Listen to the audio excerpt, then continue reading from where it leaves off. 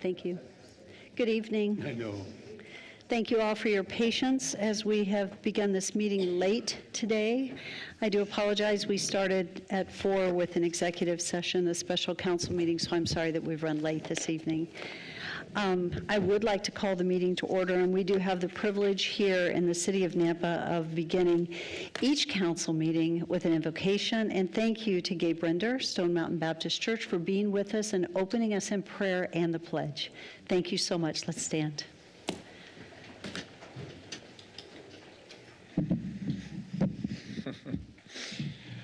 I'll give God the first word before we pray. Just as a reminder, friends, Romans 13, 1 through 5 says, "Let every soul be subject unto the higher powers, for there is no power but of God, the powers that are ordained of God. Whosoever therefore resisteth the power resisteth the ordinance of God, and they that resist shall receive to themselves damnation. For rulers are not a terror to good works, but to the evil. Wilt thou then not be afraid of the power? Do that which is good, and thou shalt have praise of the same. For he is the minister of God to thee for good. But if thou do what is evil, be afraid.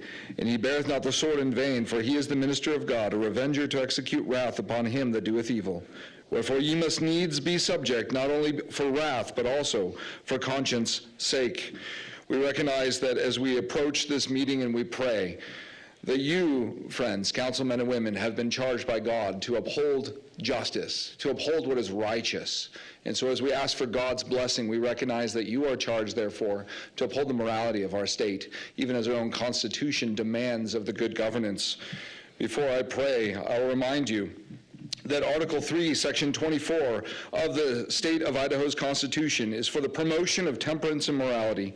The first concern of all good government is the virtue and sobriety of the people and the purity of the home. The legislature should further all wise and well-directed efforts for the promotion of temperance and morality. And by extension, I urge you that as the City Council, it is your responsibility before God Almighty to make sure that every law that you pass, every statute that you conduct, every business that you do here is meaningful for the blessing of the inhabitants of this state and in honor of God. Let's pray. Father, we thank you that you have called people who were once in darkness to walk in light. And we recognize, Lord, that that light is come by Jesus Christ and the word that you have given through him and his apostles and prophets. We recognize, Lord, that you have granted as well the institution of the civil magistrate to be a blessing to our community. I thank you, Lord, for these men and women that are before me today, that you have called deacons of God, ministers of God, appointed for your glory to uphold justice, to resist evil, to be a terror to the evildoer, and to bless those who seek the good and welfare of their neighbor. Lord, I pray that you would bless them in their individual lives and other vocations that they may have. God, I pray that you would cause them to be a people who uphold the very statute that I have just read, that they would uphold morality and temperance and sobriety and propriety, and that they would be an example of what a well-disciplined and godly household would be. Lord, I do not know the individual beliefs of these council members, but I pray, Lord, that whether they call upon your name or not, that nevertheless they are your servants in this state. And so, Lord, I pray that you would bless them, uphold them, and cause them to deal justly in all that they do. Lord, your word says, where there is no vision, the people perish, but he that keepeth the law, happy is he. A servant will not be corrected by words, for though he understand, he will not answer. Lord, I pray as this city council conducts its business this evening, that they would indeed seek to not simply be hearers of the word and proclaimers of the word, but doers of the word, that they would execute justice, that they would execute righteousness, that they would consider the needs of their citizens, that they would consider the morality of the laws that they pass, recognizing that every law is moral in its foundation. There is no such thing as an amoral law. All law must be for the good or to chastise evil. So, Lord, I pray that as this meeting conducts itself this evening, Lord, that you would be present amongst the goings-ons. I pray, Lord, that you would bless those who you have appointed in power over us. And I pray, Lord, that their conscience would be bound, that those particularly who do call upon your name, that know that Jesus Christ is Lord, that they would be bound by their conscience to not only uphold our Constitution and uphold the law of the land, but also to do honor to the one true God Almighty. Lord, I thank you for these that stand before us, and I pray that they would do justice, that they would resist evil, that they would point to the need of a Savior, and that they would seek to sanctify the works of even the business and commerce of this city, that Nampa, Idaho might be a blessing to the state, and that our state might be a light to the world of glory and truth and valor. Lord, may we be a virtuous people, bound by your word. I pray all this in the name of Jesus Christ, by the power of the Holy Spirit. Amen. And if you will, ready, pledge allegiance to the flag of the United States of America and to the republic for which it stands, one nation under God, indivisible, with liberty and justice for all. Thank you, Pastor. Appreciate you being here. Thank you. Roll call. Rodriguez. Here. Ingula. Here. Bills. Here. Reynolds. Here. Everfield. Here. Griffin. Here. All present. So the next item on the agenda is to adopt the agenda. We do have an amended agenda. So I'll start by saying on the amended agenda, subsection C under the executive session was added post-agenda. Item 5.6 was added to the agenda post. We are actually going to remove a couple of items from the agenda, and I will find them. The first item that we will remove is 5.2, the ordinance, and we will also remove 5.6, the resolution. I believe those are the only amendments I'm aware of to the agenda. Council, do you have any further amendments? Mayor, Yes. I'd appreciate if we pull 15J and 15K, a little better understanding. 15J, 15K, and then Councilman Reynolds, did you have one? Madam Mayor, I wish we could pull 16A off, please. Okay. We will address those in that same order next on the agenda. Are there any other proposed amendments to the agenda? I would stand for a motion to accept the amended agenda as stated. So moved. Second. All in favor? Aye. Any opposed? Thank you. And then I would stand for a motion to approve the consent agenda as amended. So moved. Second. It's been moved and seconded. All in favor? Aye. Any opposed? Thank you. Okay, so we are going to go to the items that we have just pulled from the agenda, which is, we're going to begin with item number 15J. This is an action item.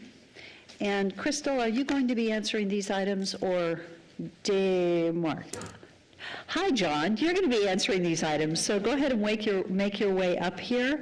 J is an action item. This is to authorize the reallocation of $183,200 from the UPZ well project to M&M subdivision waterline replacement, and authorize the mayor and Public Works Director to sign a task order with JUB engineers for the M&M subdivision waterline replacement project in the time and amount not to exceed $183,200. So I believe we have a question regarding that item. So I do, Mayor. Wanting to know what's the effect for pulling money from one project to what appears to be a needed service to county property. What's the effect of pulling that funding from the project that was allocated? John Spencer, Engineering Manager of Water and Irrigation Department. Mayor, Councilman Bills. The original project, the UPZ well project, after we went through the process of evaluating that, we currently don't have any water rights to develop that well, and also we don't have a location for that well, and thus to try and move forward with that project this year, we just didn't feel that there was much progress that could be made. And then the need at the M&M subdivision became a little more relevant this year, and so we are requesting that allocation be done. Okay, so then on the M&M subdivision, looking at that information in the packet, says there's one well there. Are we actually going to take over that well, or are we just replacing by getting lines extended to the subdivision? So Madam Mayor, Councilman Bills, that subdivision, we own that subdivision as far as delivering water to them. That well belongs to us. We purchased that. It is outside of the full system. So the task order is looking to upgrade the current lines, water lines that are in the ground because of their age and some challenges that we've had with those water lines. The task order also is looking at the potential options to connect that subdivision to the city's system. Okay. Is M&M Sub annexed into the city? Because I'm not seeing that, but maybe I'm missing it, because I missed that the well was owned by city. Mayor. So this is one of the wells and the systems we purchased from United Water.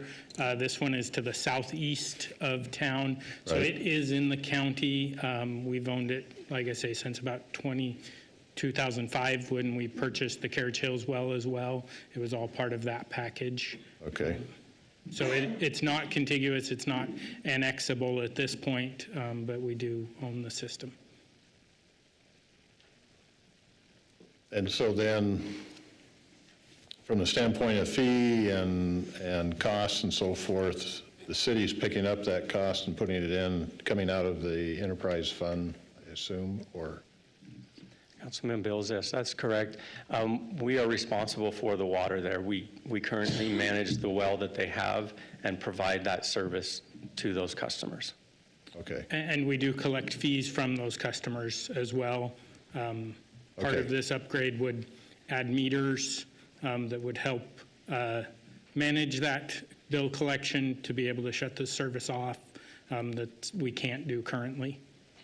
Yeah, that'd probably be good, as well as the size of some of those properties without the irrigation system. That's quite a bit of potable water going on irrigation, if I'm understanding it correctly. So, okay, I just wanted some of those clarifications to understand. I wasn't necessarily seeing when I read through. So, Mayor, I think I have one more question. Yes. So will this affect the new irrigation system at Centennial Golf Course? Madam Mayor, Councilman Rodriguez, this will not affect an irrigation system at Centennial Golf Course, no. Oh, okay, thank you. Is there any other discussion or questions on this item? What is the will of the council? I'll make a motion to approve, Mayor. second. It's been moved and seconded. Is there any further discussion? Seeing none, roll call. Pingula. Yes. Reynolds. Yes. Haverfield. Yes. Griffin. Yes. Hills. Yes. Rodriguez. Yes. All in favor, motion carries. Rodney, you can come forward as I read this. This is an action item. This is 15K. It's to authorize the allocation of up to $40,000 from the Development Services Fund and the addendum to the Downtown Implementation Plan contract with Downtown Redevelopment Services, DRS, for the purpose of including form-based code and the production of design standards for downtown Nampa, conditional on the Nampa Development Corp. NDC matching the funding. And I think you had a question. I do. So the cost of the plan that we've spent on to date for downtown, do we I know think those? Rodney could speak to that. Yeah, the cost of downtown implementation plans only is about 47,000, I think it is. Was any of that covered by NDC? They did the feasibility They did the study, feasibility study, so that was just city. so about 40,000 is what we have spent. 47, it was, the total contract was 50, but I think we're under that right now. Okay. And that's on the city side, not NDC Correct, side? yeah. And NDC side is what? Well, the NDC side, they're doing a different thing. They're doing Okay. the feasibility study, which is those just about 4 or 5 blocks that they're looking at. Which is, it's a different It's a scope. different It's much project. deeper, broader. It is not the downtown Yeah. implementation that is funded through the city. Correct. So I know we had the meeting last week, but I'm trying to understand, we're going to spend another 80,000, 40 from the city and 40 from NDC, if I'm understanding the request. That's correct. Yeah, this is not for plan, but for code production of code that would implement the plan essentially. Rodney, could you speak a little bit? Because You bet. form-based code, my goodness, it was back in 2012, I think it was, that Yeah. you had moved and worked a lot on form-based code for downtown. And then you were gone for a few years and it didn't go anywhere. Yeah. So it needs to be done, but could you explain a little bit about You what bet. it is? So the form-based code has been something that's been in our comprehensive plan, wanting to do form-based code since the 2012 comprehensive plan. There was a lot of support for it. Actually, even before that was the central blueprint of downtown Nampa or something like that. That also called for this kind of a code change. It's very different than our typical zoning code, and it focuses a lot more on the layout of properties in relation to the public space. So if you don't mind, I do have a few slides, and you tell me if I'm going too long. I'm happy to stop. So late 2024, we contracted with Downtown Redevelopment Services, and then one of the top priorities of this plan was also to implement the form-based code in the downtown area. So we had the background of the blueprint, the comprehensive plan, another update to the comprehensive plan, and then this new downtown plan that we did. So why do we need form-based code? There's multiple benefits that it provides, and I'll go through these as quick as I can. The current design standards focus on historic buildings. That's difficult to apply to new modern buildings in the downtown zone right now. It's a priority of the downtown implementation plan. The urban renewal district has a spending window, and so we're trying to develop the projects that are identified in that feasibility study. In order to develop those projects, we need those guidelines for design to do that first phase, to start right away, to start spending the the urban renewal district funds for that first project and that first phase. It'll create a cohesive look for downtown buildings, even if it's not, even if it's new. We're trying to create design standards that would tie back to the existing buildings, the historic buildings, but not be historic. So that's critical, because what happens right now is we have design standards for historic buildings. So if a new building goes into downtown, it has to meet our historic design standards. And what we're finding is that it's really difficult for people to meet those design standards because they're historic. They're not meant for new construction. The development community is asking for clear standards for downtown buildings. We've heard that multiple times now. I've mentioned the comprehensive plan calls for it. This is also a tool we'll use to help the Arts and Historic Preservation Committee to know what their role is in the downtown and to have design standards to point to. And then finally, it's a zoning tool that focuses on placemaking standards more than just the land use. So this is an example of what I developed back in 2012. And you can see there's different types of facades. This is just one facade type that I looked at, and then some design features, some setbacks, that kind of thing. And it's focusing less on land use and a lot more on just the appearance of the building. And not only the building, but also, if you look at this slide, far left is your conventional zoning. You've got your floor area ratio. We don't do that here in Nampa, but that's pretty typical. Your setbacks, your parking requirements, your maximum building heights specified. And then you get into kind of the next stage is the conventional zoning requirements plus frequency of openings and surface articulation specified, even some design standards. But then form-based code that takes that even farther and says street and building types or mix of types, build two lines, which we don't typically do in zoning code. but we would do that here. The number of floors and percentage of built site frontage specified. It also goes into the right-of-way and how the right-of-way interacts with the new construction and the existing buildings. So public space there. I'm not going to go through all of this, but these are the 5 main elements of form-based codes. And then in addition to that, here are 3 other things that I've added. Additional optional elements include architectural standards, landscaping standards, and signage standards to help guide what happens in our downtown. So, Mayor, Rodney, what I'm trying to figure out is, are we getting more restrictive? And for years, we've been trying to encourage development and improvements in downtown. And I guess I've worn out, and, I've made my thoughts known. So here we're going to spend more money on plans and stuff. I want to know if it's freeing the marketplace up to do what the marketplace wants to do, or if we're continuing to try to hamstring the marketplace from being able to perform. So great question. I would I think what I need to say here is that form-based code is focused on form and not on land use. What we're struggling with sometimes is you have to go through this lengthy process of public hearings for different land uses that are in our downtown.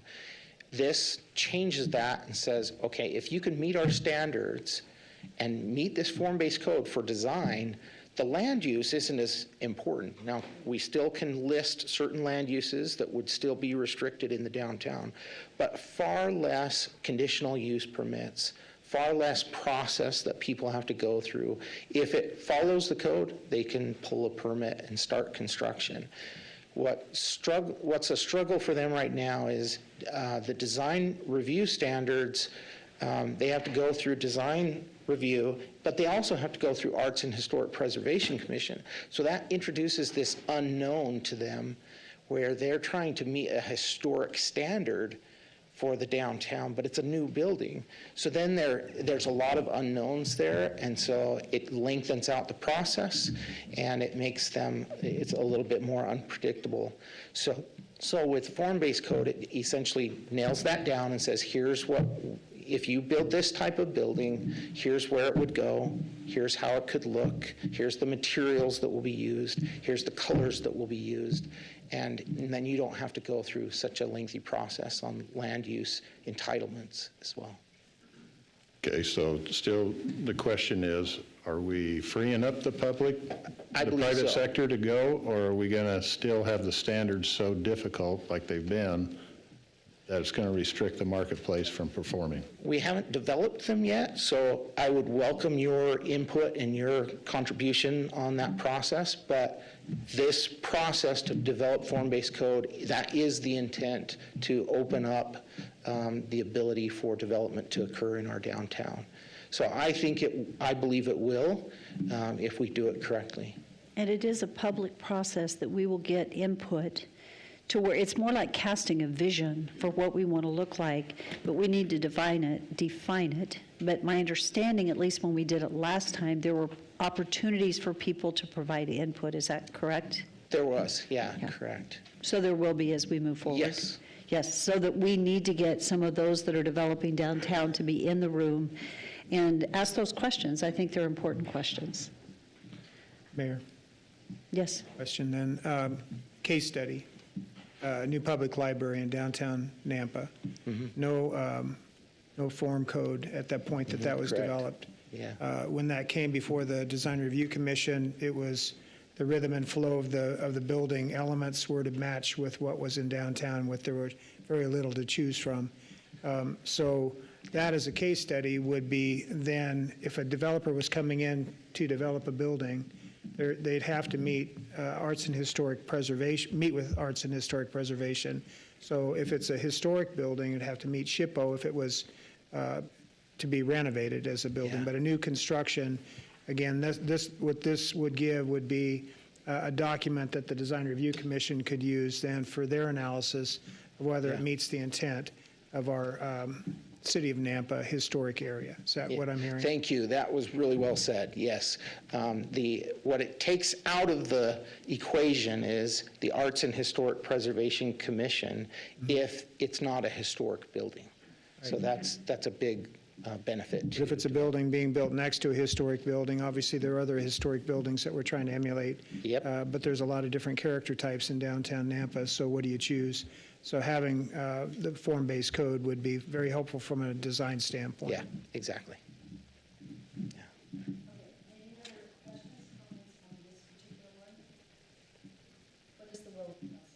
Mayor, move to approve.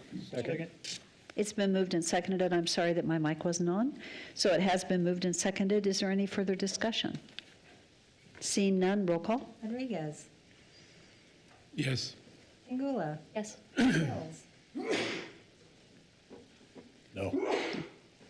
Haverfield. Yes. Reynolds. Yes. Griffin. Yes. 5 in favor, 1 opposed, motion carries. The next item on our agenda is under 1.6 licenses. This is an action item. This is a new alcohol license for the Warehouse Nightclub at 1020 First Street South for off-premise beer, on-premise beer, and wine. Madam Mayor, I'd like to see if we could continue this to a date certain to gather some more information, particularly about the church that's in the same building as this nightclub. And what would that date certain be? Do you have a recommendation? Is it the next council meeting? Next council meeting. Okay, next council Second the meeting. motion. Okay, it's been moved and seconded to move this action item to date certain of June 16th, I believe. Is that the correct date, I think? Is there any discussion? Seeing none, roll call. Rodriguez. Yes. Ingula. Yes. Mills. Yes. Griffin. No. Haverfield. Yes. Reynolds. Yes. 5 in favor, 1 opposed, motion carries. So this item will come back before City Council on the next council meeting on the 16th of June.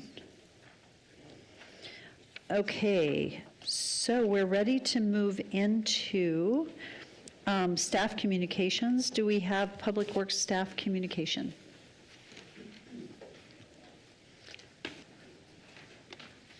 Hi, Don Barr. How are you? Fantastic. It's good to see you. It's good to see you, Mayor and council members. Thank you. We're just giving a quick update on our chip seal. We started today, if you hadn't already noticed that. And so I apologize to your office for any calls you might receive because of us. But we have Zone C is up there on the map. It's primarily the southeast corner of town that we started in. We started on Alma Lane. We got all of Alma Lane done today, and then we started on South Side at at Alma Lane, working our way towards Locust, and that piece is complete as well. We got almost 40 people, so minus the mayor and council, if you look around here, this is about how many people we crammed into our little tiny break room this morning, and so we've moved everybody outside. We are now having morning meetings outside because we have absolutely zero room in there. For the first day, it went very well. No major issues, and we had a pretty green team. We've got about a dozen temps that are helping us, and so for that many new people, we actually put down about 18,000 gallons of oil today, which is two complete full tankers, as well as a distributor load. So a pretty successful day, all in all, and still got everybody out on time. So very little overtime today. But, that's all I really have to report. Council, do you have any questions? I just want to say, I haven't gone out and ridden with you for a couple of years, but just in case anybody wonders, the work that they do is complex, it is hard, and I don't know any other way to say it other than it is a well-oiled machine. I can't think of another way to say it, literally. But it is because it is precise. The work, there is a skill set to doing this and doing it well. You've reduced chip, you've increased efficiencies. It's excellent, the work that you do, and I just applaud you. And I tell you what, when it's hot, it's 100 and how many degrees sitting on top of that Yeah. thing. It's 30 hot. plus the oil, yeah. We like to think we're rocking and rolling. So, You literally are rocking and rolling, and you do it quite well. stand for any questions if you have any, anybody? Mayor, so comment done for your crew. Observation as they were prepping for getting started today, being in the center of traffic, having to put down the tape for future striping, that's not for the faint of heart. No, so to it's not. speak. Yes. And so sitting at the intersection watching that last week, I can't help but compliment the crew. And as a citizen side, we appreciate the chip sealing and what your crew's doing. Thank you, appreciate that. Thank you. Thank you so You're welcome. much. Appreciate it. Okay, planning and zoning.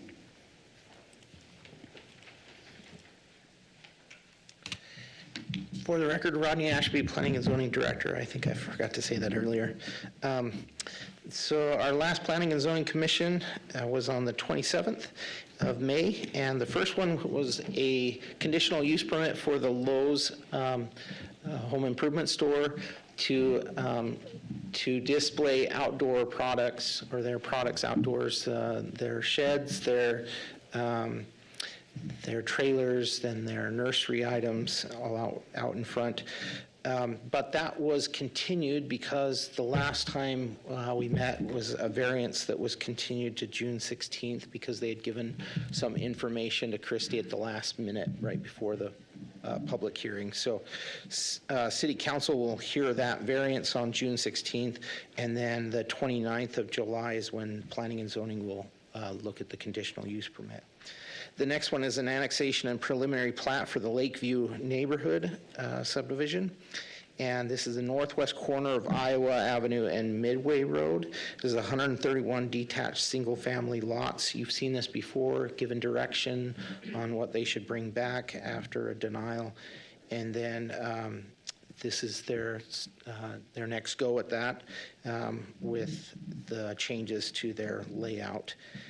So that one, the Planning and Zoning Commission recommended approval, and that will come before the City Council on September 15th. The next one is a short plat for Blacks Creek Plaza. This is just a commercial development in the BC zone, 5 lots for a commercial plaza with mixed retail use. And this is the southeast corner of South Middleton Road and West Roosevelt Avenue. And the commission recommended approval. And the final plat will come before you on the 16th of this month. Last of all is the zoning map amendment and conditional use permit for a rezoning to BC and a CUP for unlisted land use. This is a contractor's, it's a little bit unique, a contractor's landscaper's office with outdoor storage of planting materials and intermittent outdoor storage of heavy equipment. So I just didn't have a category for it, so we required a conditional use permit. That will come before you. The Planning and Zoning Commission did recommend approval. This is on the corner of Railroad Street and Happy Valley Road. Happy Rails, I think, was the subdivision originally that came before you and was approved several years ago. But this is a different approach to that property. And that will come before you on August 4th. And that's all I have. Rodney, thank you. Council, do you have any questions? Thank you so much. Thank you. Okay, so the next item on the agenda, we're moving into our new business items, and I will say for the public hearings, we're going to run a few minutes late because we do have to get through a couple of things before we can step into public hearings. We're going to do 5.1 on the agenda, which is to authorize the mayor to sign a resolution. This resolution is recognizing the City of Nampa's official flags. The resolution was in the packet. I'm not going to go through and read the entire resolution. I will say the intent of this resolution is to support and establish. The Idaho legislature passed House Bill 96 as amended in the Senate, which establishes a protocol for the display of flags by municipalities. And the City of Nampa is acknowledging that Idaho Code Section 67-2303A, as amended, is valid and enforceable, and we seek to memorialize that certain flags are official flags of the city of Nampa. Those flags are the United States flag, the official flag of the city of Nampa, which features our city seal, the official flags of any state in the United States, if a rare occasion should arise to display such, the military branches and units of the United States, and the POW MIA flag that is also provided for. And then it goes on to say what other flags, well, I'll say it, the flags of Indian tribes, flags of countries other than the United States to commemorate a special occasion, as determined by the city of Nampa, and official flags of Idaho colleges, universities, and public schools if a rare occasion should arise to display such a flag. And so this resolution will be in full force and effect upon approval, and I'm asking for authorization to sign this resolution recognizing the city of Nampa's official flags. Second. It's been moved and seconded. Is there any discussion? Roll call. Rodriguez? Yes. Mills? Yes. Everfield? Yes. Griffin? Yes. Jingula? Yes. Reynolds? Yes. All in favor, motion carries. 5.2 has been taken off of the agenda. 5.3 is an action item, and this is to allocate the 2025 Community Block Development Grant funding for administration, planning, and public service, and the non-public service activities as presented. Matt is here to walk us through it. This, just so council knows, this is the same information that we received previously. What we did not review but was included in your packet was the specific projects. Hopefully you've had an opportunity to review it, and it won't take a long time to go through it. But do you have a PowerPoint you're going to walk us through? No? Again, Mayor, Council, Matt Jameson for the record, Economic Community Development. I'm happy to go through a short summary of what we presented at the previous meeting if you'd like. I think having it on the screen would be beneficial. Absolutely, you bet. Yeah. Let me share that Thank real you. quick.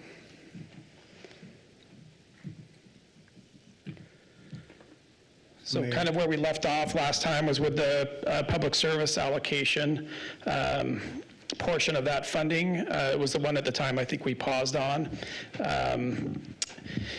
As you'll recall, and what we mentioned, that we're limited to 15% of the funding we receive annually from the Department of Housing and Urban Development, which in this particular case is $97,986.30. We had an application round. We had some applicants provide their applications. They were kind of scored and ranked, and then they were, you guys were provided the information on how those were ranked and how much funding they've received in the past. At this point, staff is, I think, is my mic still on? Can you tell if that's okay? At this point, staff has just offered council. In the past, we've only funded 3 public service activities because we also were funding 2, typically on average each year with CARES Act funds, so we were usually managing 5. This year, all of the CARES Act funds and activities are completely closed out. So if council had wishes to, they could fund 4 activities. If they want to remain at 3, really the difference there is just the proportionate share of funding that people can receive.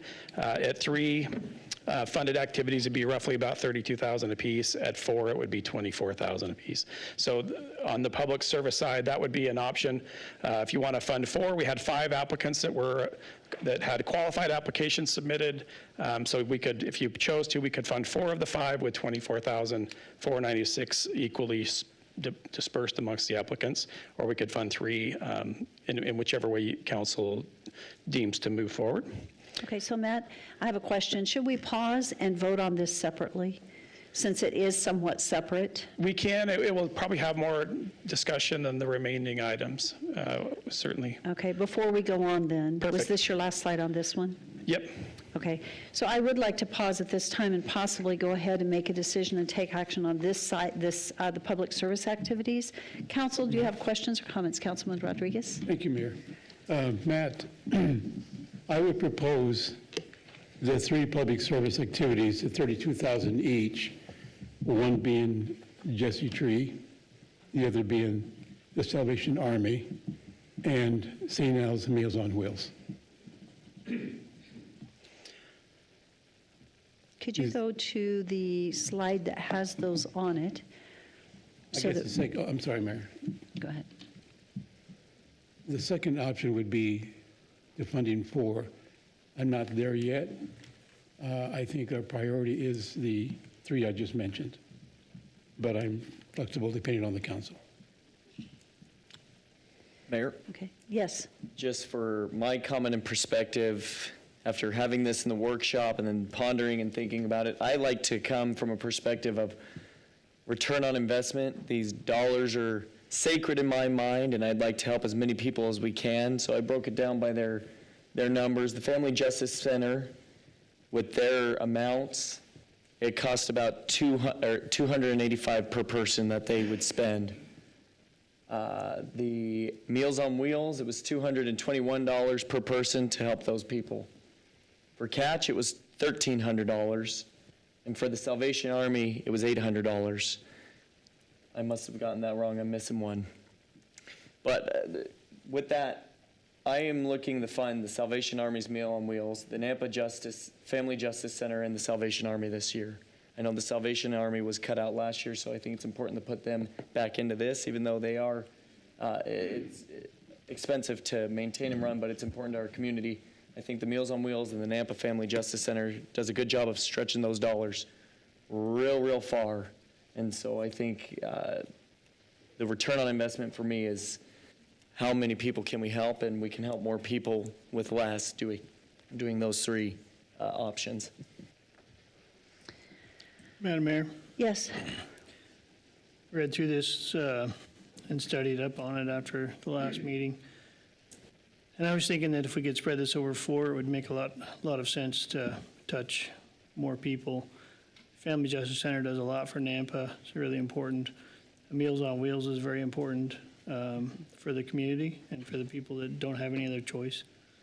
Salvation Army is important. We obviously was funding them separately last year. And then I would go with Jesse Tree over Catch, just because of the ability to gather funds elsewhere. So I would go with those 4, Jesse Tree, Salvation Army, St. Alphonsus, and Nampa Family Justice Center. Can I throw something, a kink in it? So I will say I like the idea of funding for it, the $24,000. But with the Nampa Family Justice Center, would there be a way that we can fund them from the city budget, because they are funded from the city? Now, they rely on grant funds a lot, but I'm wondering if the council would consider funding them, because we could fund them out of the city, which allows us to fund all of them, if we would commit to funding FJC out of the city budget, whether it comes out of capital, one-time dollars. Yes. Mayor, you're not going to like this, and I apologize in advance. I'm willing to commit to that because I think the Family Justice Center is extremely important if we find something to cut it from. And I say that because you know where I'm coming from, and certain budget items, I think it's a waste of dollars. I think the Family Justice Center is an exceptional use of dollars. Frankly, what I was going to propose was the full amounts for Meals on Wheels, the full amount for the Nampa Family Justice Center, and then what is remaining to the Salvation Army. I think we've talked about the issues of funding for the Family Justice Center. Jeannie knows better than anybody. We need to be putting the pressure on other organizations within the county utilizing our spaces. I think we need to pursue them more. So I would be almost willing to commit to that. I think there are other things that we could cut from. And so for me, it would be give and take. What are we going to take from to fund it for? And that's where I come from, at least. Mayor Kling, Yes. I agree with you, because we do fund this Family Justice Center. Family Justice Center has options and has alternatives for their funding. These others don't. This is their funding.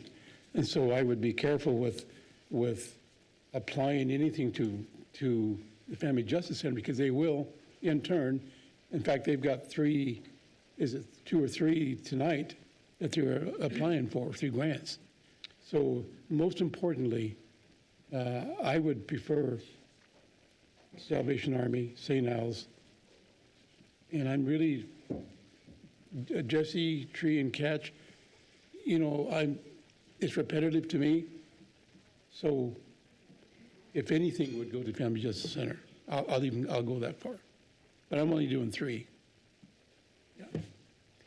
So I, If anything. Mayor and council, just one thing I'd just clarify. The way the federal funding works is, right now, I think that position that's funded by the Nampa Family Justice Center is 100% grant funded. There's no general fund involved in that position. If council, it's just important to be aware of this. If council puts general fund into that position, and then next year they come back and they're looking for all grant fund, including CDBG, the portion I can't get rid of is the general fund any longer. They had views that as supplanting funds, so they would, once general fund is involved, that particular portion of the budget, I couldn't necessarily replace anymore. I could fund the shortfall in the budget. So if council funded 20,000 of a position, I could fund the balance with CARES Act or with CDBG funds. But if they were fully funded even by general fund, at that point we would no longer be able to come back in and fund the position. We could fund other things related to that, to delivery, but we could no longer replace the general fund. It's just important to know. If we do fund it at some point, it's depending on how many grants they get, we may or may not be able to replace that general fund down the road. Just important to know that before you vote on that bit. that was very important, thank you. And then one other point of clarification. Jesse, Tree, and Catch serve very different functions. They don't cross over. Could you explain what they do? Yeah, so Jesse Tree is what would be deemed by the program as a homelessness prevention activity. So they're helping people who are at risk of becoming homeless through eviction, prioritizing people that are at risk of eviction, like they have a letter in their hand that says they're going to be evicted. Catch is actually working on the other side of that spectrum where they're already homeless. They're taking them out of a shelter through in essence, a portal that they get put into that's run by IHFA, and then they take folks out of that homelessness portal and they get them stably housed again, and through case management, on average between 4 and 8 months of assistance through case management, they're back out on the street, or running on their own funds and maintaining and paying their own rent. So they're kind of operating on either side of that homelessness spectrum. One trying to prevent it, one trying to help people who've been evicted and are now homeless, trying to get them back into housing. Those do have a higher cost per beneficiary assisted, because especially on the Catch side, they're actually providing first and last month's rent. They're providing some staff time for case management. So those things are, I think right now, a lot of times what we see is it's on average $3,000 to $4,000 to get somebody back into a house. So just that bit alone, it just really raises their cost per beneficiary. So it's an expensive activity, but the nature of the activity, the work that they're doing is the reason it's a little more expensive. And then the same with Jesse Tree on the other side. They're actually paying rent in some cases. For them, they've always just billed the staff time, so it's been a little easier. But they also help a lot of people, so they get a lot of beneficiaries out the door. But those two they're different for sure. And then Meals on Wheels, of course, serving seniors, and Family Justice is working with domestic violence victims. And Salvation Army homelessness-specific sheltering. Mayor? Thank you. Can I get some clarification on reasoning of why Jesse Tree did not make it to our workshop to present their request? That I do not know. We were communicating right up till the night before. In fact, we had mentioned, hey, he had asked me a question about it, and I replied, and he said, oh, great, sounds good, we'll see you there. I don't know if he thought it was an evening and maybe just calendared it wrong, I'm not sure. But I haven't been able to connect with him since that event. But no, they were not here at that early morning meeting. And just full disclosure, I would hope to hear some reasoning at some point. I think it's difficult to approve funding if they can't even make it to the hearing. And I say this not in a negative way. I hope something had happened that caused them not to be there. And and this was a little departure from our normal. We usually almost always were at a 5 o'clock meeting, and it's possible he just misunderstood when we were talking back and forth that it was an AM, not a PM. But again, we were communicating right up until a day or two before, so about coming. Okay, Mayor? Council. Yes. I like the idea of doing 4 Nampa Justice Center, Meals on Wheels, and I like Salvation Army and Catch also, because I feel like they go hand in hand. It's the higher probability of getting them help when they're at the lowest point and then moving up to and getting established and grounded into housing and moving forward. And so I feel like those two really go hand in hand. So I'd like to see them funded at the same time. So that would be my recommendation. Are you ready for a motion? I'll make a motion, I guess. I'm looking at you guys, you're all just looking back at me, so I'm okay. I'm going to go with 4 to see how that works, because they all need help, I know that. And here are the 4. The Catch, the Salvation Army, St. Al's Meals on Wheel, and Napa Family Justice Center. Second. Okay, it's been moved and seconded. Are those the same 4 that you said? Okay. It's been moved and seconded? Clarification. Yes. What's the dollar amount to each? I think there'd be 24, what'd you say, Matt? Splitting it evenly If we, so on the these screen? particular this mix of 4, the lowest request for funding was $28,000.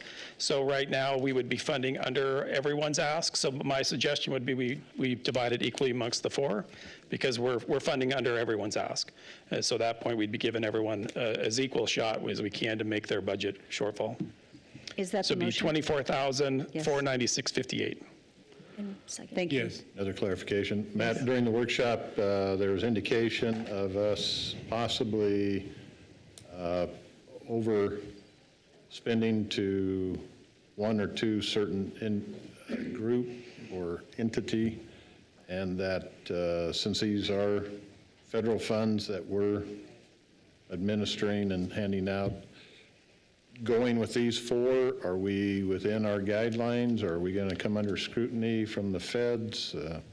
I don't know that, I mean, their guidance, of course, their best practice that they've sort of implicated to us is that the intent is not to fund the same organizations year over year. The intent is to try to kind of diversify our funding allocations to try to meet, really the goal for us is over a 5-year period, our goal is to try to meet as many of the needs that we've identified in our consolidated plan, our 5-year plan, as we can. We have some that are unmet currently, and so what we built into our application process was an ability for somebody who's maybe going to meet that need of helping people who are experiencing substance abuse, or helping the demographic of youth services is one of the things, helping youth. We haven't funded either of those yet. They're both in our plan. If somebody came in and applied that was trying to meet an unmet need like that, then they would get a bump in points that would, theoretically, it would lift them over the other applicants and allow them a place at the table, even if maybe they don't necessarily write a perfect grant. It would give them the bonus that they would need to try to help us also fulfill what we said we were going to try to do in our consolidated plan. So our goal has been trying to work a way for some of those unmet needs to rise to the top, and we've been trying to identify and get applicants to come in. We had one that was going to meet that need. In the end, they just didn't finish the application. They're going to try again next year. So we'll work with them between now and next year to try to figure out what was their kind of pitfall, and try to figure out what we can do to make our application easier for them to apply, or not easier, but more attainable. But the bottom line is the 4 that are in the motion is going to still meet the standards, and we're okay. We're doing the best we can to try to diversify our funding. I don't think HUD would ever come in here and tell me that we're not trying to do our best to make it available to everyone that we can get it in the door. We've just had the really good fortune in the past few years to fund everyone that applied. But at this point, we're running short on funds, so we have to make choices where we didn't before. But we've definitely consistently funded a lot of the same ones over the previous 20 years, a lot of every year for a long period of time. So not that that's bad. They all need funds, but. Yeah, I think the question really is related to the discussion we had about not funding the same ones over and over and over again. Yeah. I think your answer is you don't feel like we're at risk of an audit and a finding? Because that's really the question. Are we at risk for a finding and an audit? I don't think they would call it a finding. They'd probably say it's an area of concern, and they would want us to try to work on our application process to try to help diversify that sort of naturally. And so what we've been trying to, over time, slowly dial that in. This year, actually, I think that worked. There was a lift in scoring for anyone that hasn't received funding in the prior year. So like that, just naturally, anyone that didn't get money last year is going to get a little bit of a point bump in the application round, so that we're trying to lift people up to the front that maybe don't get there purely on the basis of their strength of their application, being reviewed by, random people every year. We will continue to look at that for this I'm going to next come year. back to you guys right away, because while this is Well- fresh in all of our minds, we'll try to get back in a special council meeting and kind of really hash out the best way to do this in the future. Okay, thank you. Thank you. Okay, is there any further discussion? Mayor, Yes? I'm leaning more into the camp, trying just to grapple with the requested amounts compared to what we're going to allocate. I think 24,000 to catch, that's almost 100% of their request, and then we're leaving Salvation Army and Meals on Wheels kind of in the dust comparatively with the numbers. So I'm struggling with that. Frankly, and I had said before, I think just on the return side, I know it's a different situation and the costs are more for rental assistance or anything like that, but I just see the need of my district and of Nampa. We're helping more people with less for the Salvation Army and St. Al's, so I'd prefer more money going to them to help more individuals. What's your numbers? Thank you. My proposed numbers. We have a motion on the table. All right. So unless we're going to change the motion, we have a motion on the table. And a second. Need to call for the vote. Okay? Roll call. Hills, Yes? Reynolds, Yes. Hammerfield, Yes. Griffin, Yes. Ingula. Yes. Rodriguez. Yes. All in favor, motion carries. Okay, thank you. Then we'll, needless to say, have discussion, but since we had a motion on the table. Thank you. Okay, so let's go move on to our projects, if we could. I think, and I'm going to say something just for the council. My recommendation is, as we move on to the projects, I would like to have us stay a little bit open on the specificity of our motion as it relates. Can you move on? Thank you. Yep. To the, Did you want that prior slide? no. Okay. So when we get into the housing affordability, there was a specific project in there. Rather than applying it to a specific project for tonight, approving the funding, just in case there's another project that comes and you need to take 70,000 here, 30,000 there, rather than putting it all to one project in case that need is there. And then the Parks and Forestry Department, that is for two projects, but at Lions Park, the basketball court, we've had Lions Park Shelter, one that wasn't repaired, come before us for years. I don't know how many years, saying it needs to be redone, that it's in very poor condition. So my question to Matt earlier today was, can the funding be used for either the basketball court or the shelter?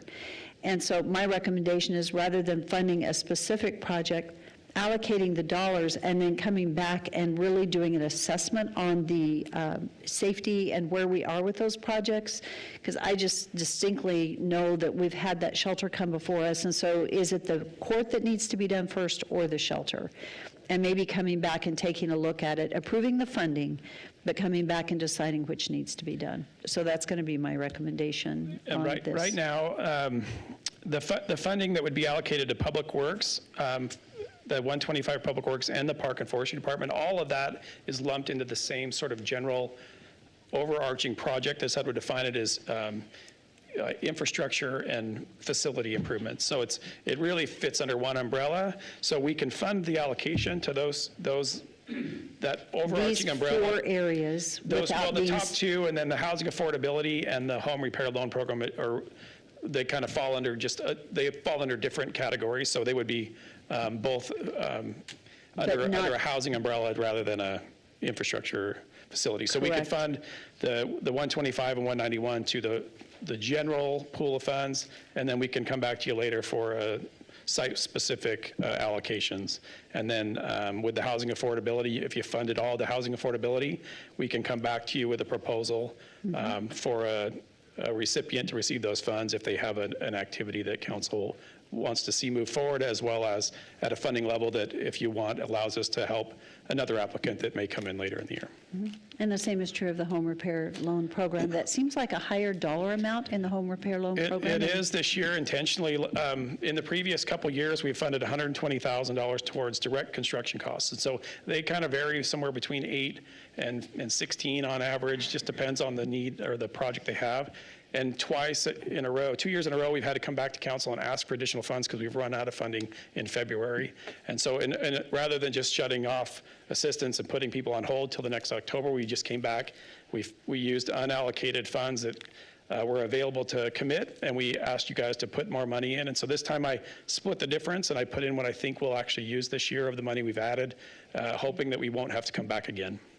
So Mayor, I'd make a motion that we approve what Matt has suggested. We keep it generalized for now with the request that council will see the specifics and approve the specifics at a later date. Second. Thank you. It's been moved and seconded. Council, do you have any other questions? Seeing none, roll call. Rodriguez. Yes. Reynolds. Yes. Haverfield. Yes. Griffin. Yes. Jingula. Yes. Bills. Yes. All in favor, motion carries. Thank you, Matt. All right, thanks, everybody. Okay, so we're moving on to 5.4, and I do apologize, but we have a couple items we have to do before we can go into public hearing. So item 5.4 is an action item. This is consideration of an appeal submitted by Rocco Torres for Rocco's Roadhouse Bar on the assessed points assigned to the license holder by the Alcohol Review Committee on April 30th, 2025.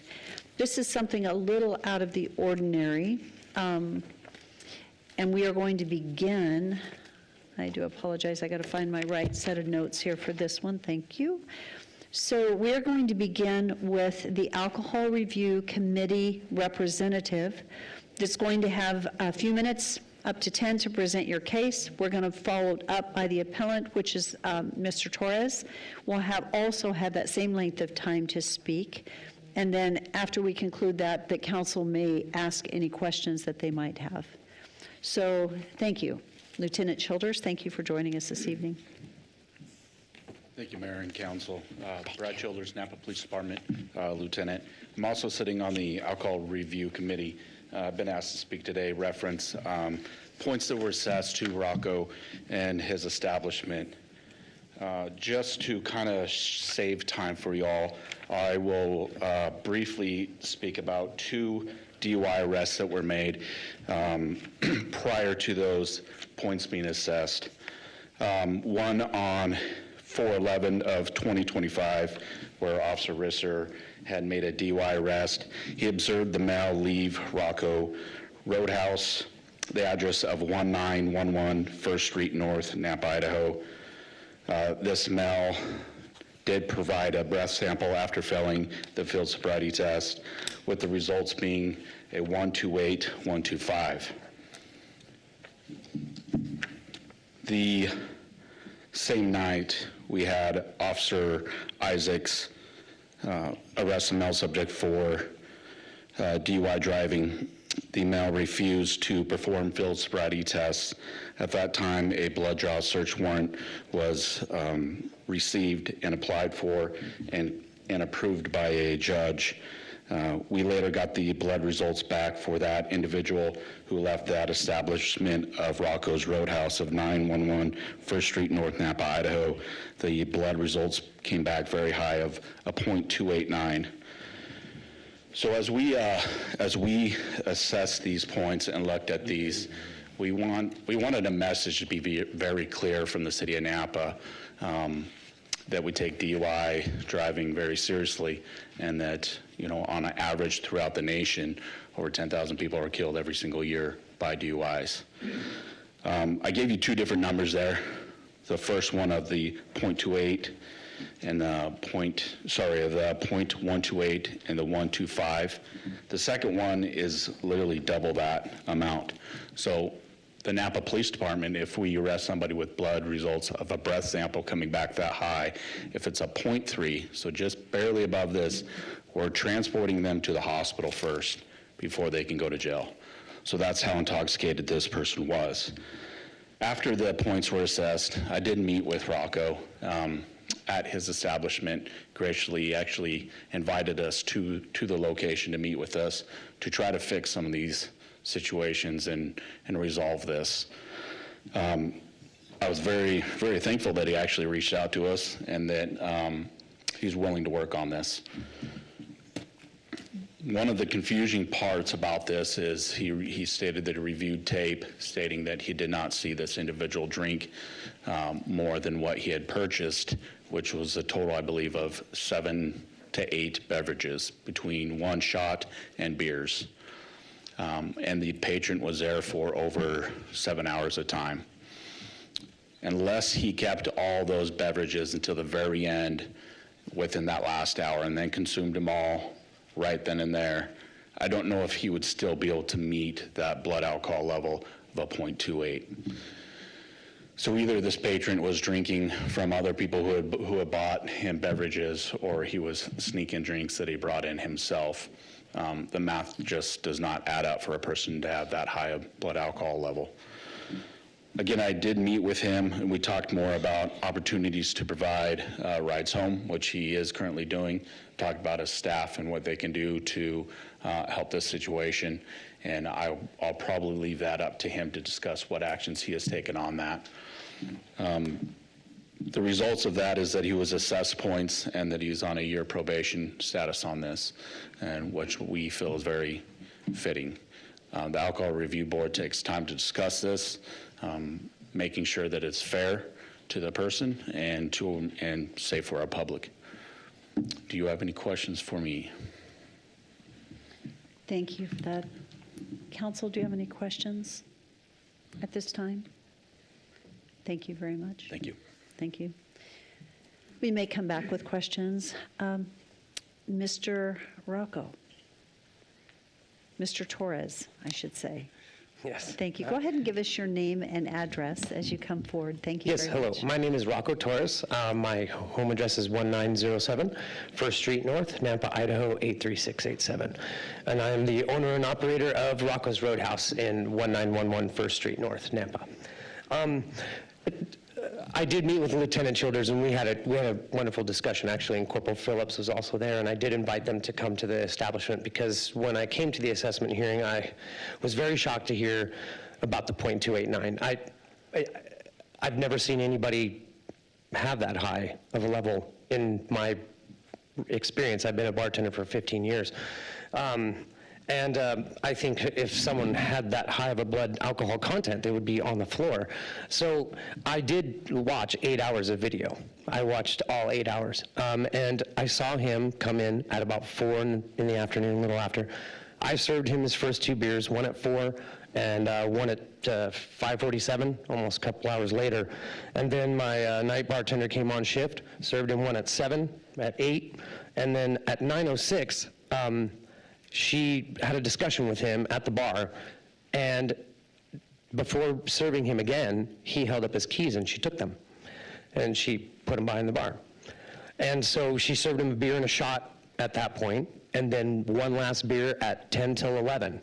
And then at midnight, just after 12:15, he left the bar. He didn't pay his tab and scooted outside, and I watched him walk outside, and I'm thinking, if he's .289, how did he didn't stumble, he didn't fumble, nothing. And he interacted with many, many people around the bar the entire night. Sometimes he was alone, and he was only out of camera view for a couple minutes at a time, once in the bathroom and once in the beer garden for like a couple of minutes. And so I don't understand how this blood draw came back so high. And not to mention, he left the bar. And then I had his roommate, she called the bar on the 22nd of April and said, I want to come pick up some keys from Mr. Traver. And I said, okay. So she came to the bar, and I have video of her doing this as well. We took a picture of her ID, and I submitted all of this to you, I believe. So then I messaged her and I said, can you explain to me how this gentleman drove out of the bar when we had his keys? Because we still had the keys hanging on our rack, and I still have his credit card in my till. So she said the keys that he gave you were for a Trailblazer, for a car that's been parked outside of the house since November. He had another set of keys for the car he actually drove, which was a Trailblazer. So he deceived my bartender by, giving him her false keys and then driving out of the bar anyhow. And his tab was only $27 for the entire night, which he walked out on. So no assessment by the bartender given to be able to say, hey, maybe you should get a ride home. She obviously did notice at one point that he might, be not unable to drive, and that's why I asked for his keys before serving him another beverage. And in my personal opinion, she probably shouldn't have served him that last one. I would have offered him the ride home right there. So I terminated her for that. But it's not just because of this incident. There was a couple of other things with her. Her job performance was lacking. So this was kind of the last nail in the coffin for that, so to speak. So, but that's kind of the turn of events. Miss Newcomer, she messaged me the very next day after I reached out to her, and she, told me that text message, which I quoted here. So, as far as getting into what Lieutenant Childers was saying as far as what we're doing, when I came to the assessment hearing, I was asked the question, so what are you doing to curtail this type of behavior? And I was inspired by that question, actually. I don't think that I was as well prepared as I wanted to be for that question, and when I got it, I was inspired to be creative. So I started doing a couple of things. First of all, we were required to all go back to alcohol service training, which we all did. I shut my bar down for 3 hours, and all of our staff went to the training at one time. So we all went together. And then I hired a security guard, and here's his certificate. He just turned this into me yesterday, so he's good to go. And then I amended our service policy handbook, and so I put some new service policies in there, so if people actually drive their car, everyone is asked now, how did you get to the bar? And it's a complicated situation. Some people don't like that question, but we're asking it anyway. And if they drove to the bar, they get two options, essentially. You can either have 1 drink per hour, or you surrender your keys and you agree that you will get a safe ride home. Or if you think that you haven't had too much to drink, I will breathalyze you before you leave. I'll make you wait 15 minutes. I purchased a breathalyzer at the suggestion of Lieutenant Childers during the assessment hearing, and I did that. And it's been a very educational tool for all of us, honestly. I mean, I know because I have the experience, but my customers especially, they're curious. They want to see, where am I? And I'll gladly let them, just to give them the idea, hey, see, you are over the limit. You should not drive, and just prove it to them. And so I've also made posters, video slides that I post throughout the bar that offer rides home, ride share programs. I've had, so far to date now, I have 6 volunteer drivers of customers that do not consume alcohol. They have offered to be on call, sort of, if they are available. So we've linked a group text for them. So if Uber is busy or dads will take your car home for you. If they're too busy or booked up, I will group text, or my security guard will group text these people, and if anybody is available, they will just come and take you home, and they have no problem doing that. They're volunteering to do it because they love the bar, and they want us to succeed, so it's nice. I also, Thursday, Friday, Saturday nights, I get up and I turn off the music and I make everybody listen to public service announcements. And I tell them, do not drive out of this bar. And I'm trying to change habits, and I'm trying to inspire people to be safe, because I don't want this. I don't want people going out there and hurting someone. That's not why I bought a bar. It's not why I do what I do for a living. I love my job, and I love the people that work for me. And I have zero turnover, the people that work for me. And they respect the bar, and the people that come in respect the bar. And I've got a couple of them in here today that just came to show support, and it's flattering, and it's nice. And I'm sorry, I'm losing my train of thought. Anyhow, the other things that I was putting together was a Cabot card. So I was inspired to create this. And these, I bought 3 of them, they're in there, but these are my first 3 all used up ones. So these are people that cabbed or Ubered or lifted to the bar and used all punches, so all 10. So what I do is half off first drink, half off first drink, half off first drink, and then at the end, half off first drink, and I'll give you $10 towards your ride home. So, and I've had customers, I have an envelope with over $400 in it of other customers donating to help people get rides home. It's wonderful, that. So I think one of the most significant things I've done so far is hire a security guard. We have gotten busier. I've owned this bar for 7 years, and I've never been in front of any of this. I've never had this happen before. So this is new to me, and I don't want to be here meeting you folks under these circumstances. And I also installed new parking lot lights last night, and they turned on and they're super bright. So we can now patrol and see if anything, because I find things in the parking lot that we don't sell. Alcoholic beverages, containers, and things outside that we don't sell. So the security guard is now patrolling everywhere and making sure that nobody is doing that kind of thing outside, because it's the only way. If I serve someone $27 worth of alcohol in 8 hours, but they drive away and they have a .289, how is that? I don't know how that's working. And then I'm watching him walk around, and he doesn't seem like he's that inebriated. I can't even imagine. If I was .289, I would be in the hospital. So I think that's a great idea. And then those are the 2 most significant things I think that we've done, is the Cabot card, installing the new parking lot lights, 3, and hiring security, because my business has grown and I'm trying to adapt to make sure that we can stay on top of being responsible and having people be safe and not go out into public and hurt someone after a night out. Make plans. I'm not going to be able to inspire everyone, but I'm trying. Thank you very much. Thank you. Hang tight. Council, do you have any questions for Mr. Torres? I do, Mayor. Yes. Mr. Rocco, thank you for everything that you're doing. That you're really proactive, and I appreciate that. One thing that doesn't make sense to me is that one drink per hour at $27 doesn't equal the 289 level. No, it doesn't, and that's my question, and that's why I wanted to meet with the lieutenant, because I couldn't understand how he would have got that high of a blood draw. And I literally did watch 8 hours of video, and it's every 2 minutes I watched him move from this spot, and I would go to that camera and watch and watch and watch, and I never saw anybody else buy him a drink. I never saw him take a sniff off of anything that he had stuffed in his pocket. He never went out front. He would, like I said, he was only out of camera view for a couple minutes at a time, 2 times.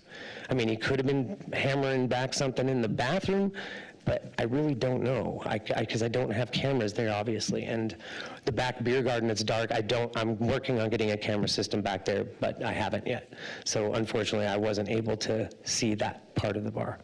Well, you have 2 incidences, not just 1, correct? Yeah, and the other instance was actually a Friday night. So the high one, the .289, that gentleman was there on Thursday, and he left after midnight, so that would be Friday the 11th, so he got arrested on the 11th. Then second gentleman, he's a regular, and he never drives. And so that was very surprising to me when I saw his name. And I did write up the bartender for that, because you have to exercise service policies no matter who it is. And he didn't do that because he thought this guy never drives. He always gets a safe ride home. He always does. But that night, for some reason, he decided not to. And I think what I'm concerned about is that they both have about the same level. And you take away the driving, the inside alcohol intake is what I'm concerned with. Yes, sir, I understand. Well, the .289, that's the one I was mainly speaking about, but the other gentleman was .128, and then he blew again, .125. That is kind of high. Yeah, so that kind of tell me there's a little bit of a propensity to serve more than you should? I also, the other part of the amendment to my service policy now is sometimes people will come up and say, hey, I want to buy 3 drinks, and now I'm requiring us to ask, who are these for? Because sometimes if we cut someone off, someone else will come up and buy a round for them and then drag them back to this person that we've already cut off. And so that's not happening anymore either. Okay, thank you. Yes, sir. Thank you. Council, do you have any other questions? Okay, thank you very much. We appreciate you being here. I appreciate you taking the time today. Thank you. Thank you. Okay, so legal counsel, Preston, do you have any instructions for us as we deliberate this issue? Yes, thank you, Mayor. We don't get these a lot, so it's a good refresher to have the procedural update. The basis that our code allows for an appeal is found in section E5 and 512. It states that if there's specific new factual evidence as presented before that was not included in the initial incident report, there's been some testimony tonight with additional information above and beyond what the ARC committee heard. And you can base your decision based off that new information. Another basis for an appeal to be successful is that there was a procedural error regarding the committee assessment process. I didn't hear much argument in that sense, so you'd be really in that realm of the new factual evidence presented here tonight. Your options that you have are threefold. You can affirm the decision, and if you remember, there was 2 incidents. One was assessed a 3.5 point assessment. The second, which was the lower alcohol content, that was 2 points. And so the appeal in total would be for those 2, which would be a total of 5.5 points. You could affirm each of those. Think of each of those as they could be affirmed. Option 2 is you could overturn. In other words, say, no points should have been assessed. And the third could be that you could alter those assessments. The type of basis for the assessment was a DUI, and the point scale for that is on the low end 1 point and on the high end 4. And that would be for each incident. And so those would be your options tonight. And I can help clarify other questions as we move forward. Thank you. Mayor, clarifying question. The individual's DUI is a whole separate issue, correct? We're just assessing the punishment on the establishment, that not necessarily weighing on whether a DUI should be assessed or anything else. So it's just taking Rocco's establishment with the information we have now and assessing the points against the establishment.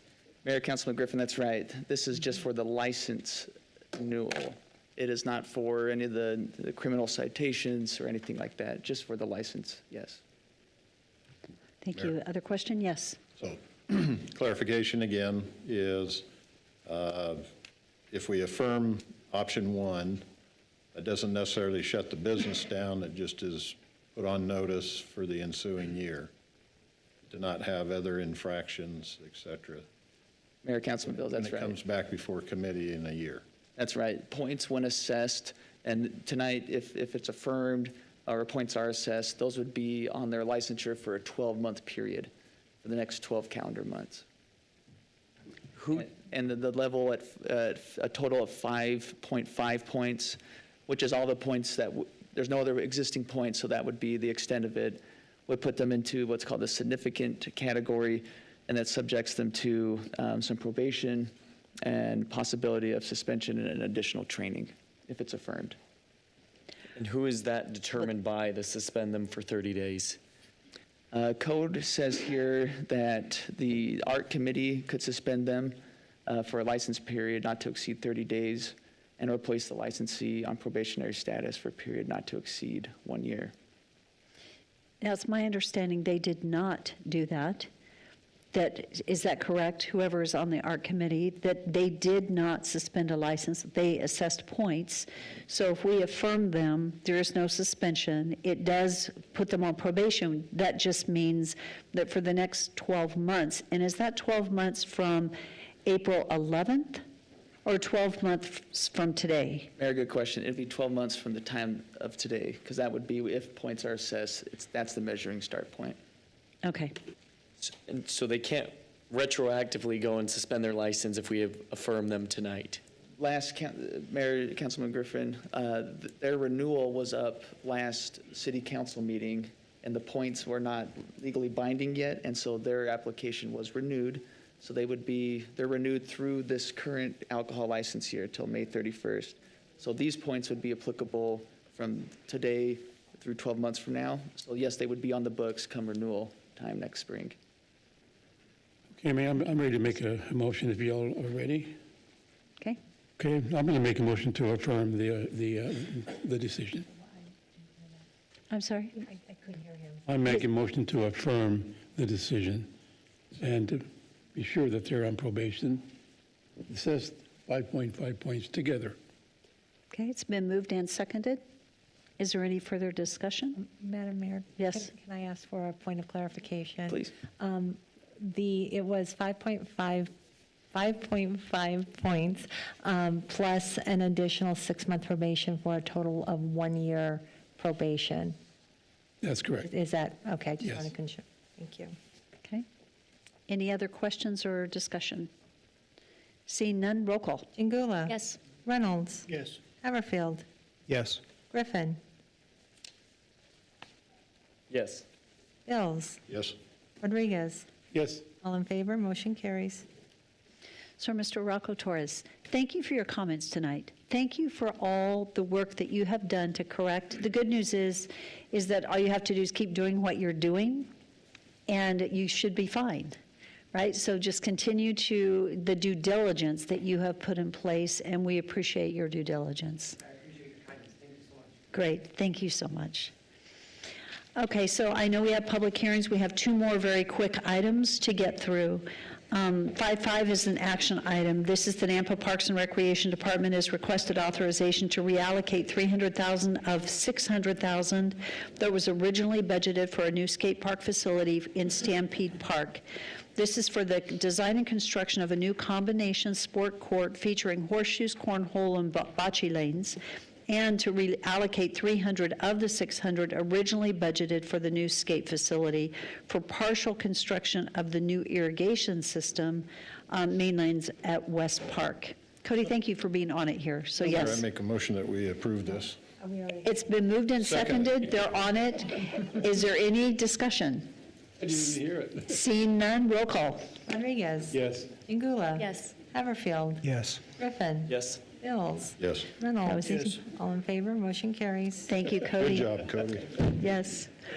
Okay, so the next item, 5.6, we removed from the agenda, but that said, I want to make a quick comment regarding this resolution that we had discussed. This resolution was regarding the City of Nampa's public decency standards that we were going to put in place. We just want to say that for the City of Nampa, we want a family environment with decency standards. This past year, we understood that a state statute related to decency was to be brought forth, and it was. Unfortunately, while the statute took a step in the right direction, it really didn't address decency in general. This prompted the review of our general decency standards, of which we feel need to be strengthened to reflect the family values of our community. It was our intent to bring something forward.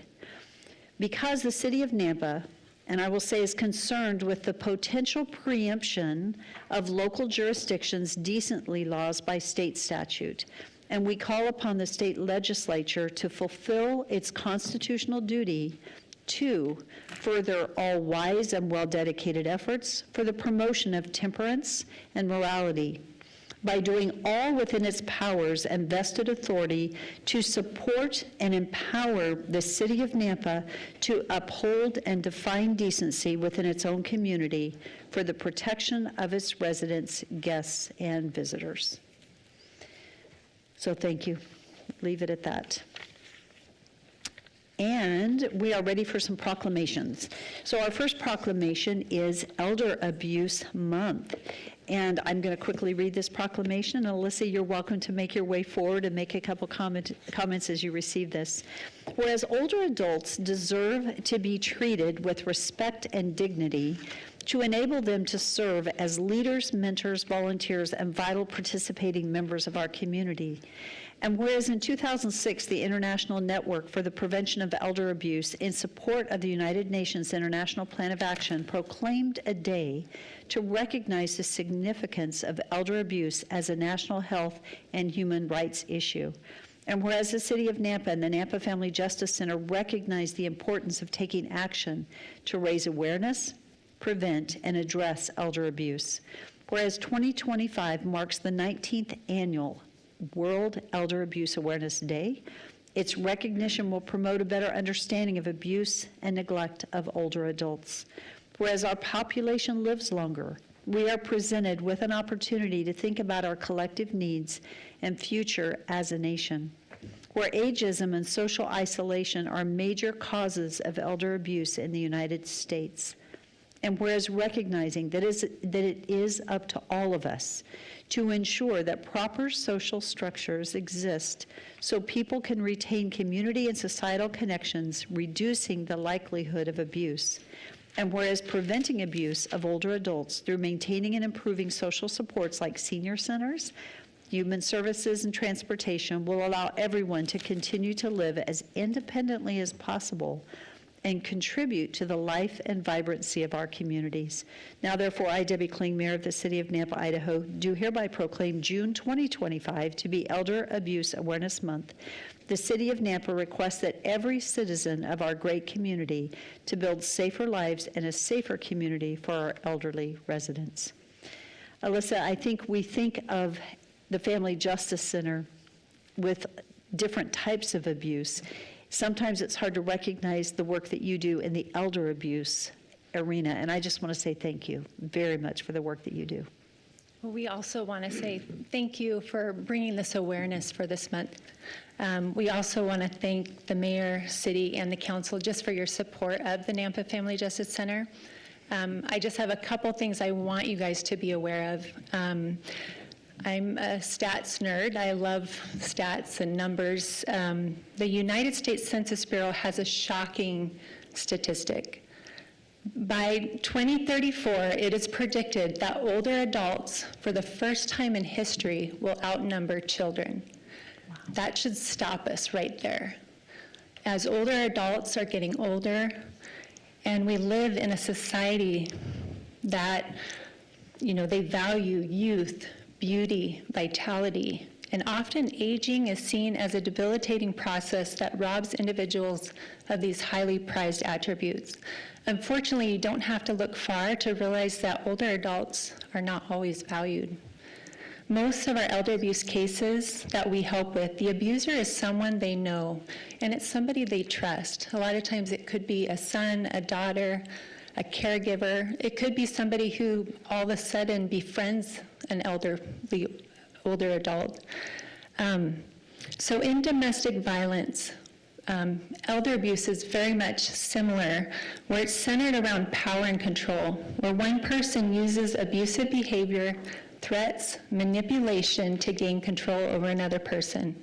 Older adults often endure abuse in silence, thinking that nobody's going to believe them.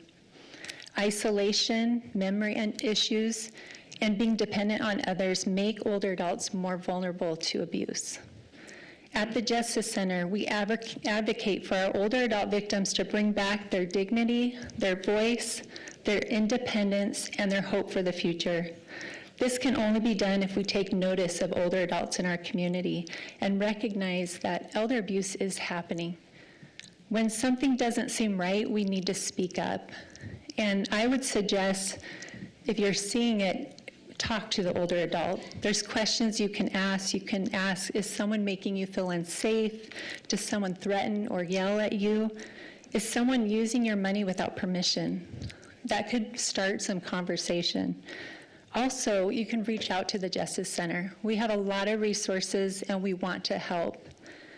So I hope that we not only raise our voice this month against elder abuse, but that we build a stronger community of support for our elders all year long. Thank you. Thank you so much, and here's your proclamation. Thank you, we appreciate you and all that you do. Thank you. We have one last proclamation, and this is one from Senator Risch's office, and I'm very happy to support him and his work. Whereas small businesses are the backbone of Idaho's economy, employing 2/3 of Idaho workers. Whereas Idaho consistently ranks among the top 10 states for starting a business and is home to over 200,000 small businesses. Whereas U.S. Senator Jim Risch, a senior member of the U.S. Senate Committee on Small Business and Entrepreneurship, steadfastly supports and promotes small businesses in Idaho and across the nation. Whereas in partnership with the Idaho Department of Commerce, Senator Risch launched the Support Local Gems initiative in the spring of 2020 to encourage Idahoans to support small businesses during the early days of the pandemic. And whereas now in its 6th year, the Support Local Gems initiative continues to engage with Idaho's business community and honors the entrepreneurs and establishments that make Idaho special. Whereas Idaho's small businesses have done an exceptional job overcoming challenges and consistently providing their customers with high-quality service. And whereas our hardworking Idaho businesses, entrepreneurs, and workers have earned our support and deserve to be celebrated during the Support Local Gems initiative. Now, therefore, I, Debbie Kling, Mayor of the City of Nampa, do hereby proclaim Friday, June 6th, 2025 in the City of Nampa to be Support Local Gems Day in the City of Nampa, and I encourage all residents to recognize this special observance by supporting the local small businesses in our community. That's important, and I appreciate his initiatives. So we have, the next item on our agenda is actually our public forum. Do we have a few people signed up this evening? Madam Mayor, we do have one person signed up, and that is Sylvia Barrios. Sylvia, as you come forward, thank you for giving us your name and address, and you'll have 3 minutes.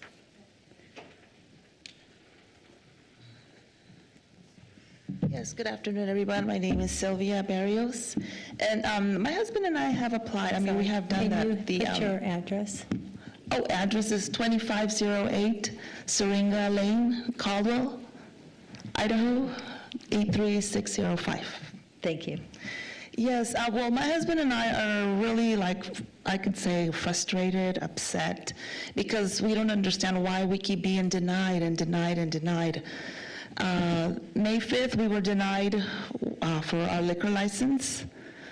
We were told because we did it a day before. Unfortunately, we did not know about the new law that was going to come out.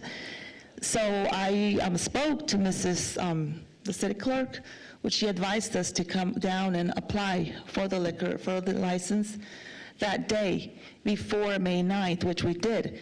We were told our applications was going to be grandfathered until May 31st, which unfortunately it wasn't. We were told no because we didn't do it before. Okay, so we were told on May 5th that we would get our the beer and wine license without any issues and any problems. Went ahead and did everything, came back today, and now we have to come back on the 16th. We just keep hearing, things that are going on, so we just don't understand why we keep being denied. What's going on? Is it because we're not going to be allowed to do what we're planning on doing? Or what is it? I mean, we have spent thousands and thousands of dollars. Maybe people don't care, but we do. We've been paying rent to this place since last year, since January 1st. Okay, $5,000 every month till today. If you add that up, that's $90,000 that's coming out of our pocket. We had to completely renovate that building because that building was completely out. We had to do the electrical, the plumbing, the floors, absolutely everything. We have invested nearly $350,000. I have every receipt I have, we have everything. And we owe a lot of that money, which is, it's just unfair. We just don't understand. What is it? Is it because we're Hispanic? Are we not welcome to have something? Let me speak. Are we not, I mean, not good enough to have a business here, or what's going on? That's what I don't understand.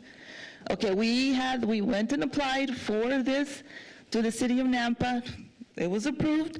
Nobody mentioned anything about the church. Okay, we knew there was a church there, but they were doing, I guess, their business without permits or anything. We got our permits before them. We came here. They never said anything about this church. Okay, so we did everything that we were supposed to. You know, we've paid and did everything. We were told that, you know, if you open a nightclub, it's of course you're gonna sell beer. Of course you're gonna sell liquor. There's no use, you know, there's no use for us to open a nightclub with nothing to sell or nothing to do. You know, it's like having a restaurant with no food. Okay. So we are out of time. However, your husband didn't have the opportunity to speak, and so I would like to, can be granted, if you can give us your name and address, you may have 3 minutes. Okay, my name is Jorge Perez. My address, 2508 Syringa Lane, Caldwell, Idaho. And we have that issue when we submit all the paperwork. We came to 2 public hearings. They say that everything was okay. The first time didn't pass because we had to talk to the police station.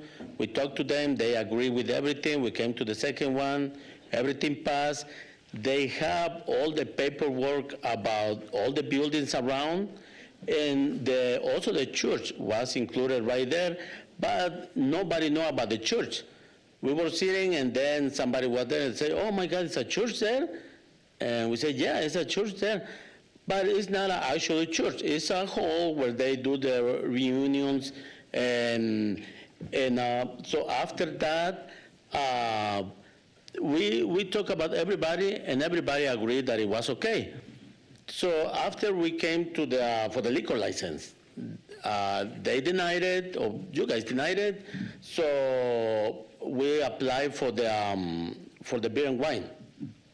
So everybody say, okay, now the beer and wine will be better because you don't have a restaurant, you don't serve food, so it's going to be okay. And now another concern about the church, we apply before the church, nobody knew about the church. It was there, didn't have any permits, they were working illegally. And now that we try to get the permit for the beer and wine is also declined again. So it's very frustrated for us that we already spend thousands or hundreds of money in our business that we want to create. And it's not that we don't have experience on this business. We used to go on one in California for 15 years, so we know everything about it. And the thing is that it feels bad when you're spending a lot of money and you come back here and one of the persons here, they say, oh, you know, it's a church. But if you check all the paperwork or all the permits for the church, it hasn't been there for a long time because there's no paperwork for them. I will agree if it was all the papers on the right direction, then I would say, okay, you know, yeah, it's a church there, but it wasn't. And they give us the chance to start working. That's why we start spending money on there. And right now, you know, we're like spending everything that we have. And if we lost this, we're not going to have anything to survive. Yeah, I'm working, but it's not enough. Yeah, that's it. Mayor, I have a Thank question. you. Yes. Is Sylvia still here? Yes. Yeah. Sylvia, you had mentioned somebody had told you you'd be grandfathered till May 31st. That was part of your comments. Yes. Who said that?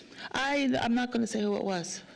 I'm not going to say it. I hope at some point, because I have felt contrary to my council members on this issue, I don't think what's happening to you is right.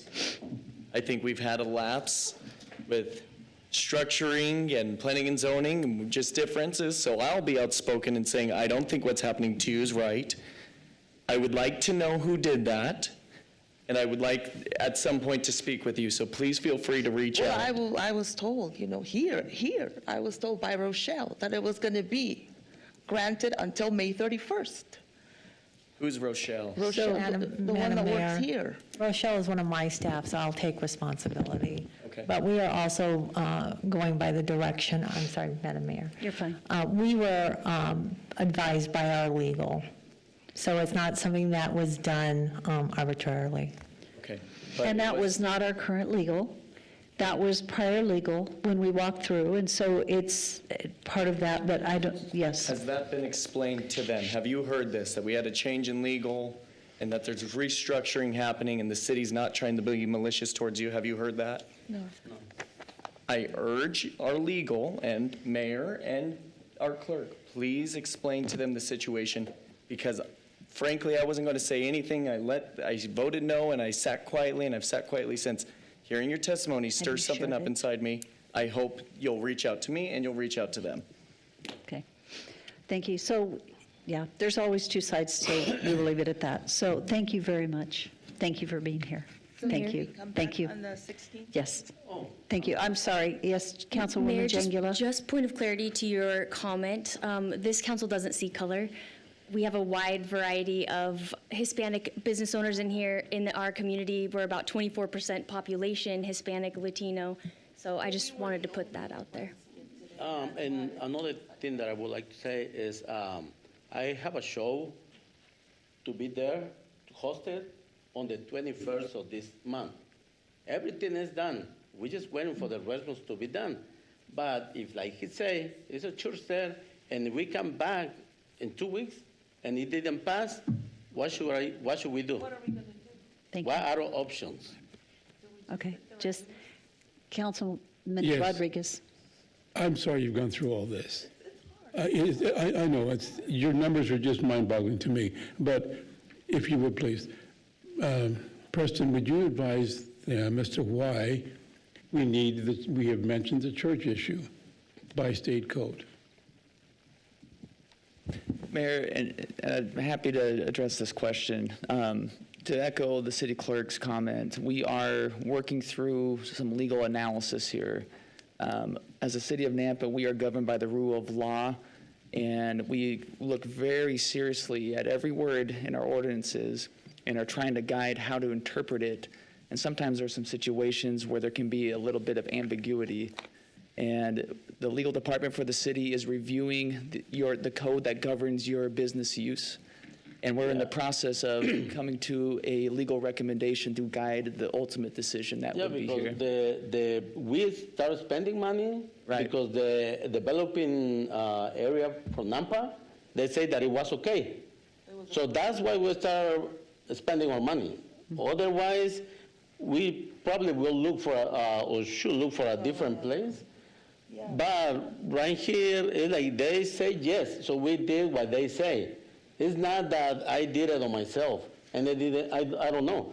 So they told me, okay, you can do it, it passed, okay. So I started doing it. It wasn't just on my own, it was because I asked for permit and they gave me the permission to do it.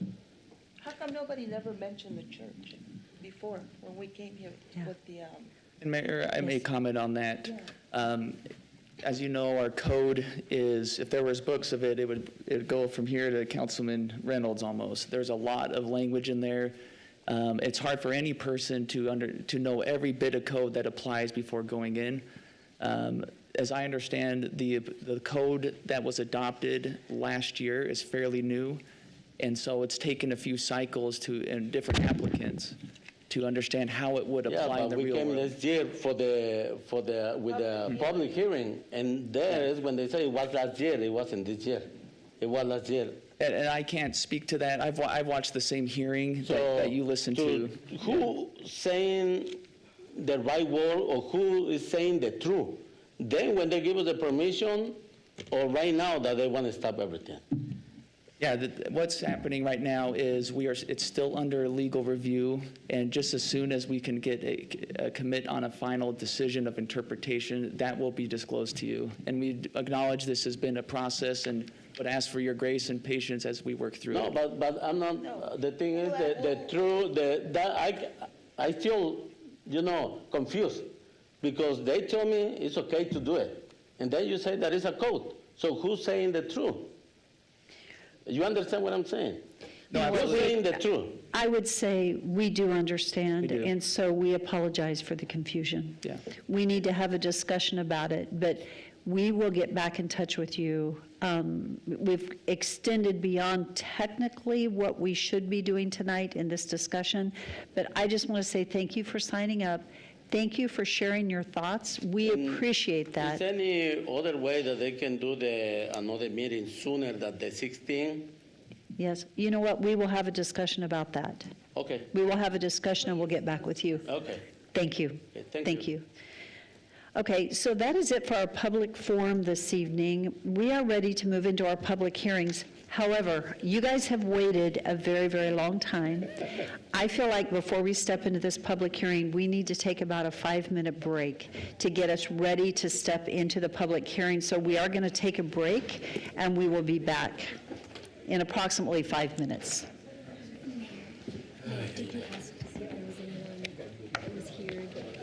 I did not, because I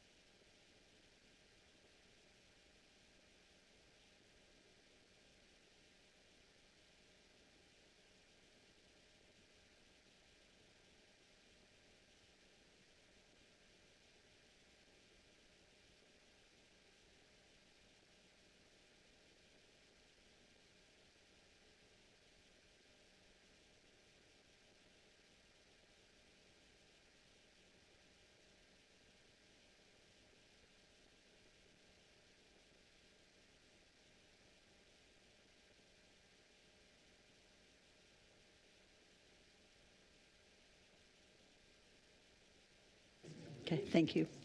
Okay, we are ready to get started. I do apologize. I think this is the first time we have ever been this late beginning public hearings. So for those of you here for the public hearings, please accept my apologies that we have run extremely late tonight. I've had a lot of business this evening. So our first public hearing, 8.1, is an action item. This is a variance of Code 10-4-5B to request a reduction for the setback of 20 feet instead of the code required at 35 feet. This is due to the widening of Franklin Road, which has resulted in a reduced available space for landscaping, parking, and building footprint for a gateway business zone on a 3.43 acre parcel at 4865 East Franklin Boulevard. This is for Victor Farrell, representing Oni O'Neill Echo Companies. The original concept is to provide additional space for landscaping and parking, which was reduced after the widening of Franklin Road. Is our applicant here with us this evening? Good evening. Go ahead and come forward and share your name and address, and then you can share with us what you need to achieve. Good evening. Thank you. Personal address, business address? Excuse me. How about business? Okay. All right. Well, good evening. Thank you for your time and thank you for your dedication to your city. My name is Victor Farrell with BRS Architects. Address is 1010 South Alante Place, Suite 100, Boise, Idaho 83709. I will try to keep my remarks brief. One of the two things I want to clarify is that the property owner, or who I'm representing, his name is Tony O'Neill. I don't know why it came out as Oni. Tony's here tonight as well. And second of all, after we submitted the various application, we were given information back from the city that the official address of this development, or that of this property, or this portion of the property, I should say, would be 4801 East Franklin Road. So I just wanted to share that for the record. As future permits are submitted, they're going to be submitted under that address. The proposed new development is in a gateway business zone, and it's 3.34 acres. This is phase 2 of this property, as the original building of the property has been there for many years. It's the home to Radix Construction and Tin Roof Tacos. This new development is called Home Base. Home Base multi-tenant flex buildings will bring new businesses, hopefully up to 10 new businesses in the area, including 2 establishments with drive-throughs, and the owner, Mr. Tony O'Neill, is very excited about getting these 2 buildings off the ground soon. The variance in front of you is a request to modify the 35-foot setback distance as set in the Title 10 of NAMPA's code ordinances to 20 feet. We agree that the 20-foot setback request is necessary for the reasons shared in the staff report. A unique situation created as a result of the city acquiring additional right-of-way on Franklin Road after the concept plan for the property had been approved through a development agreement with the city. This reduction in property size has resulted in practical difficulty to develop the project previously approved, and there is no apparent safety concerns as a result of the granting of the variance request. We also have to state that we agree with the conditions of approval on that staff report set forth on page 8, and then there's already an open dialogue with members of the city's planning department regarding those listed conditions. If there are any questions, after the report summary or any testimony, glad to respond to them, but we look forward to any constructive conversation and hope that we have your approval for this variance. Thank you. Thank you very much. Council, do you have any questions at this time? Thank you, and you know the process. We'll have you back. Okay. Thank you. Staff, Rodney.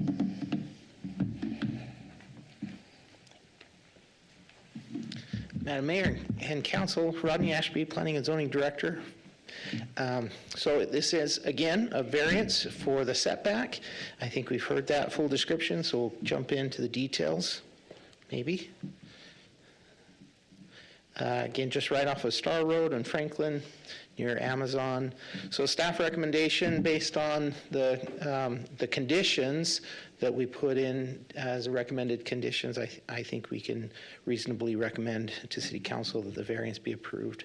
And I'll get into those conditions in just a minute. The comprehensive plan shows this area as commercial. The zoning district is the GB1 zone.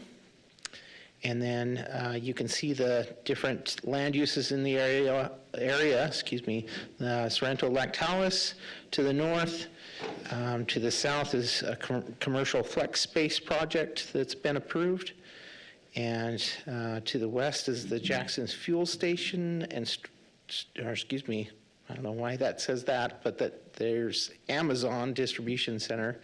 And I'm not sure why it says Jackson's Fuel. Oh, I'm sorry.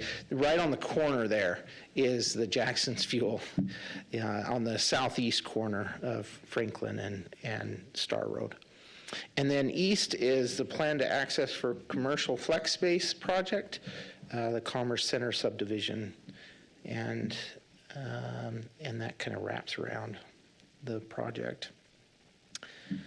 So here's a quick aerial view.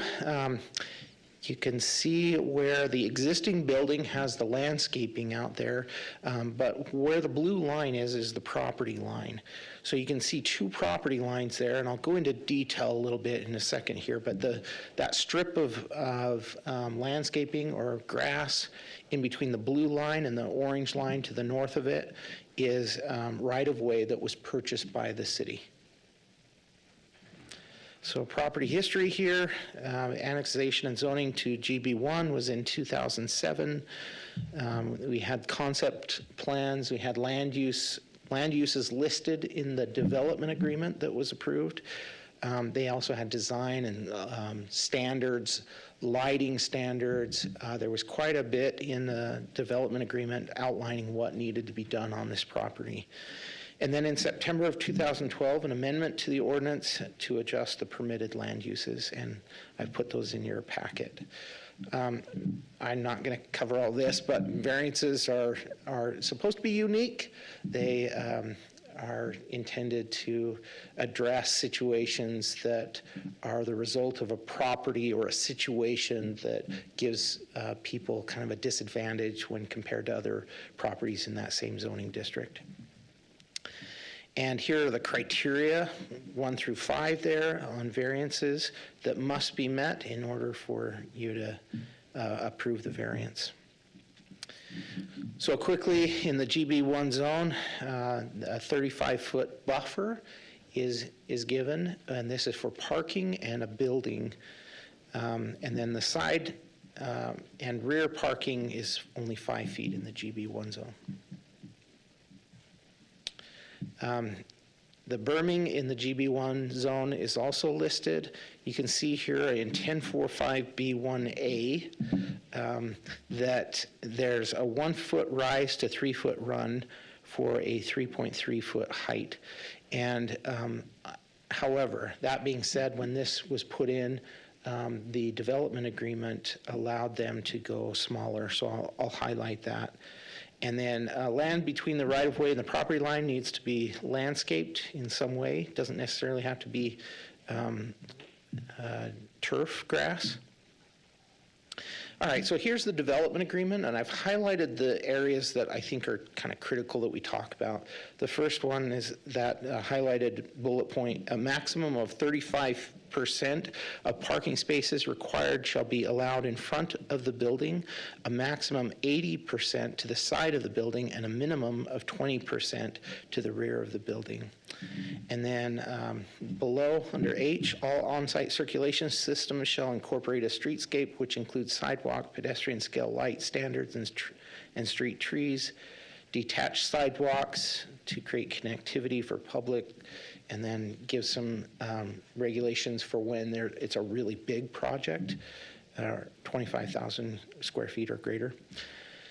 And then locations and quantity of landscape required, list those things there. But I just wanted to point out with the blue arrow here, you can see where in their development agreement, this is the concept plan. I know it's a little bit hard to see. I couldn't find a better version of it, but there is a strip of parking right out in front of the property, but as you can see, they really intended for parking to go to the side and not have a big parking lot out in front of this property. And it was, again, this was at a time when the GB1 zone was new, and it was being utilized to kind of accentuate the area, a gateway into our community, and highlight the landscaping rather than the parking. And so that was the development agreement. Correspondence All comments received indicated no comment or no issues or no concerns, so nothing really to address there. This is the new proposal, and as you can see, there's quite a bit of parking out in front, but they have quite a bit of landscaping. So if you look up to the northwest, you can see the landscaping that's already in place, and that's, of course, in the right-of-way right now, because that right-of-way was purchased for the roadway. But they're enhancing that landscaping by quite a bit compared to the property to the west. And again, the parking isn't in line with what their development agreement says, but we'll address that with a condition. And then to the south side of these two buildings, you can see how they're addressing their drive-through. So the eastern portion of the building to the left has a drive-through there, and then the eastern portion of the building to the right has another drive-through. Here's just a little bit closer view of that.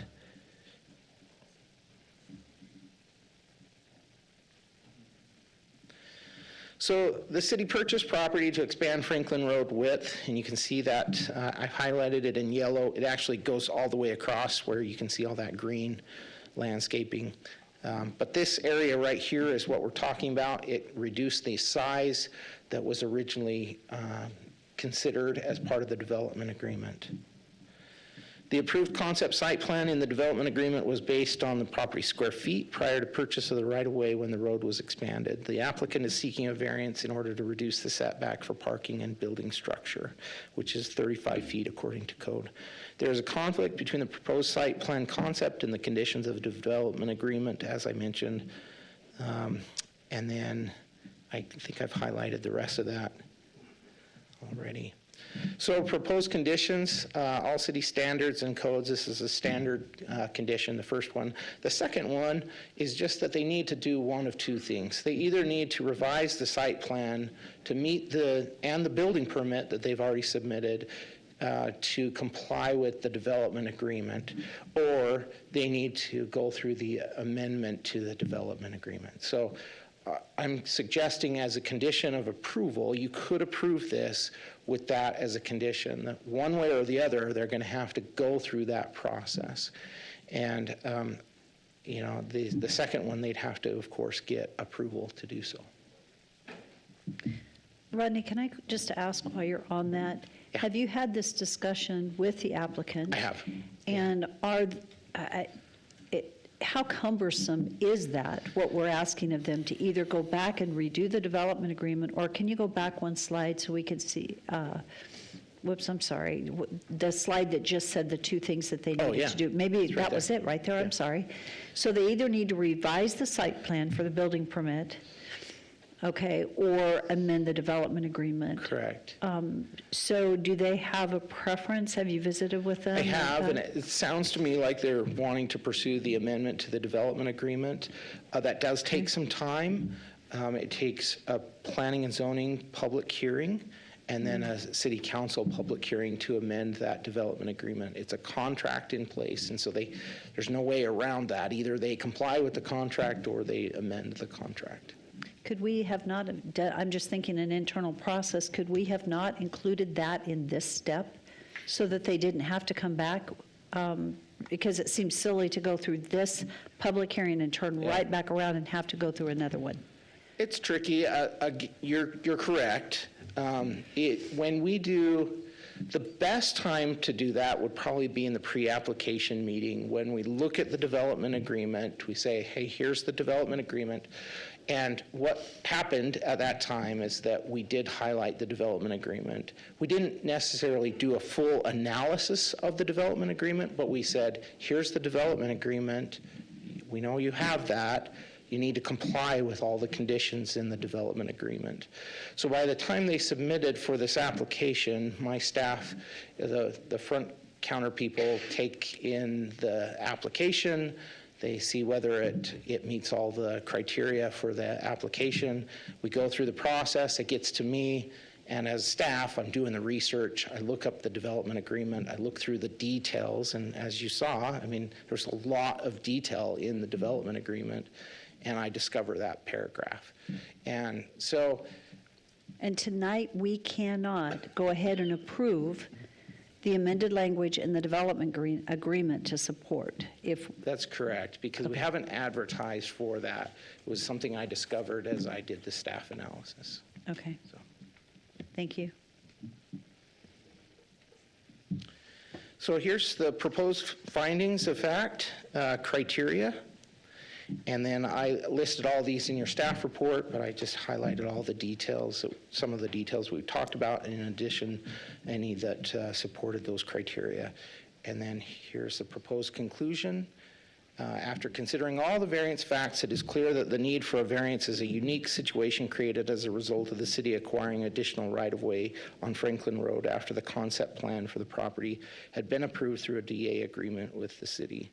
This reduction in property size has resulted in practical difficulty to develop the project previously approved. Typically, property owners in this district can expect to be permitted to develop their property in accordance with an established development agreement. Enforcing the laws as it is written would deprive this property owner of that right. There are no apparent safety concerns apparent as a result of the granting of this variance request. So that's the conclusion that I recommend, and then a couple of motions for your consideration. Thank you, Rodney. Council, do you have any questions? So, Mayor, a question would be thank you. So if we approve the variance tonight, can we expedite getting the public hearing moving forward? Or do we got to be out there 3 and 4 months between each board? Mayor and council, I, at the direction of this council and mayor, if the mayor directs me to do that, I can certainly put it on as quick as possible. We do have some scheduled out for months in advance. We're going clear out into August now, and even September. So, but with the approval of this variance, if it is approved, then it almost seems like it's a business item to amend the development agreement and move it forward from a practicality. Yeah, because you would have considered the details of the project. I guess my question for legal is, could you just double check, do we have to go through a public hearing to amend a development agreement if we were to approve this tonight? It just seems like a waste of time. We can look into that, Mayor. My first blush on it would be the development agreement is essentially contract zoning, and so you can set that schedule at your convenience. It's not one that's typically subject to the same notice and hearing requirements. We usually will lump them in because they come as a lump package. But as a standalone item, I think it has a little more flexibility and play in the joints. Okay. Madam Mayor. Yes. So Rodney, was this property in compliance before they widened the road? Yeah, they would have been able to develop the property. However, that one condition that the parking is all out front, that would have need to be addressed by a concept that met the development agreement.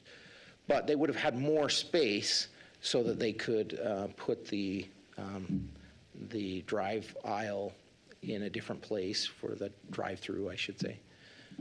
Yeah, so there's potential that they could have accomplished it. But the parking out front is the challenge that we have right now because it doesn't comply with the DA.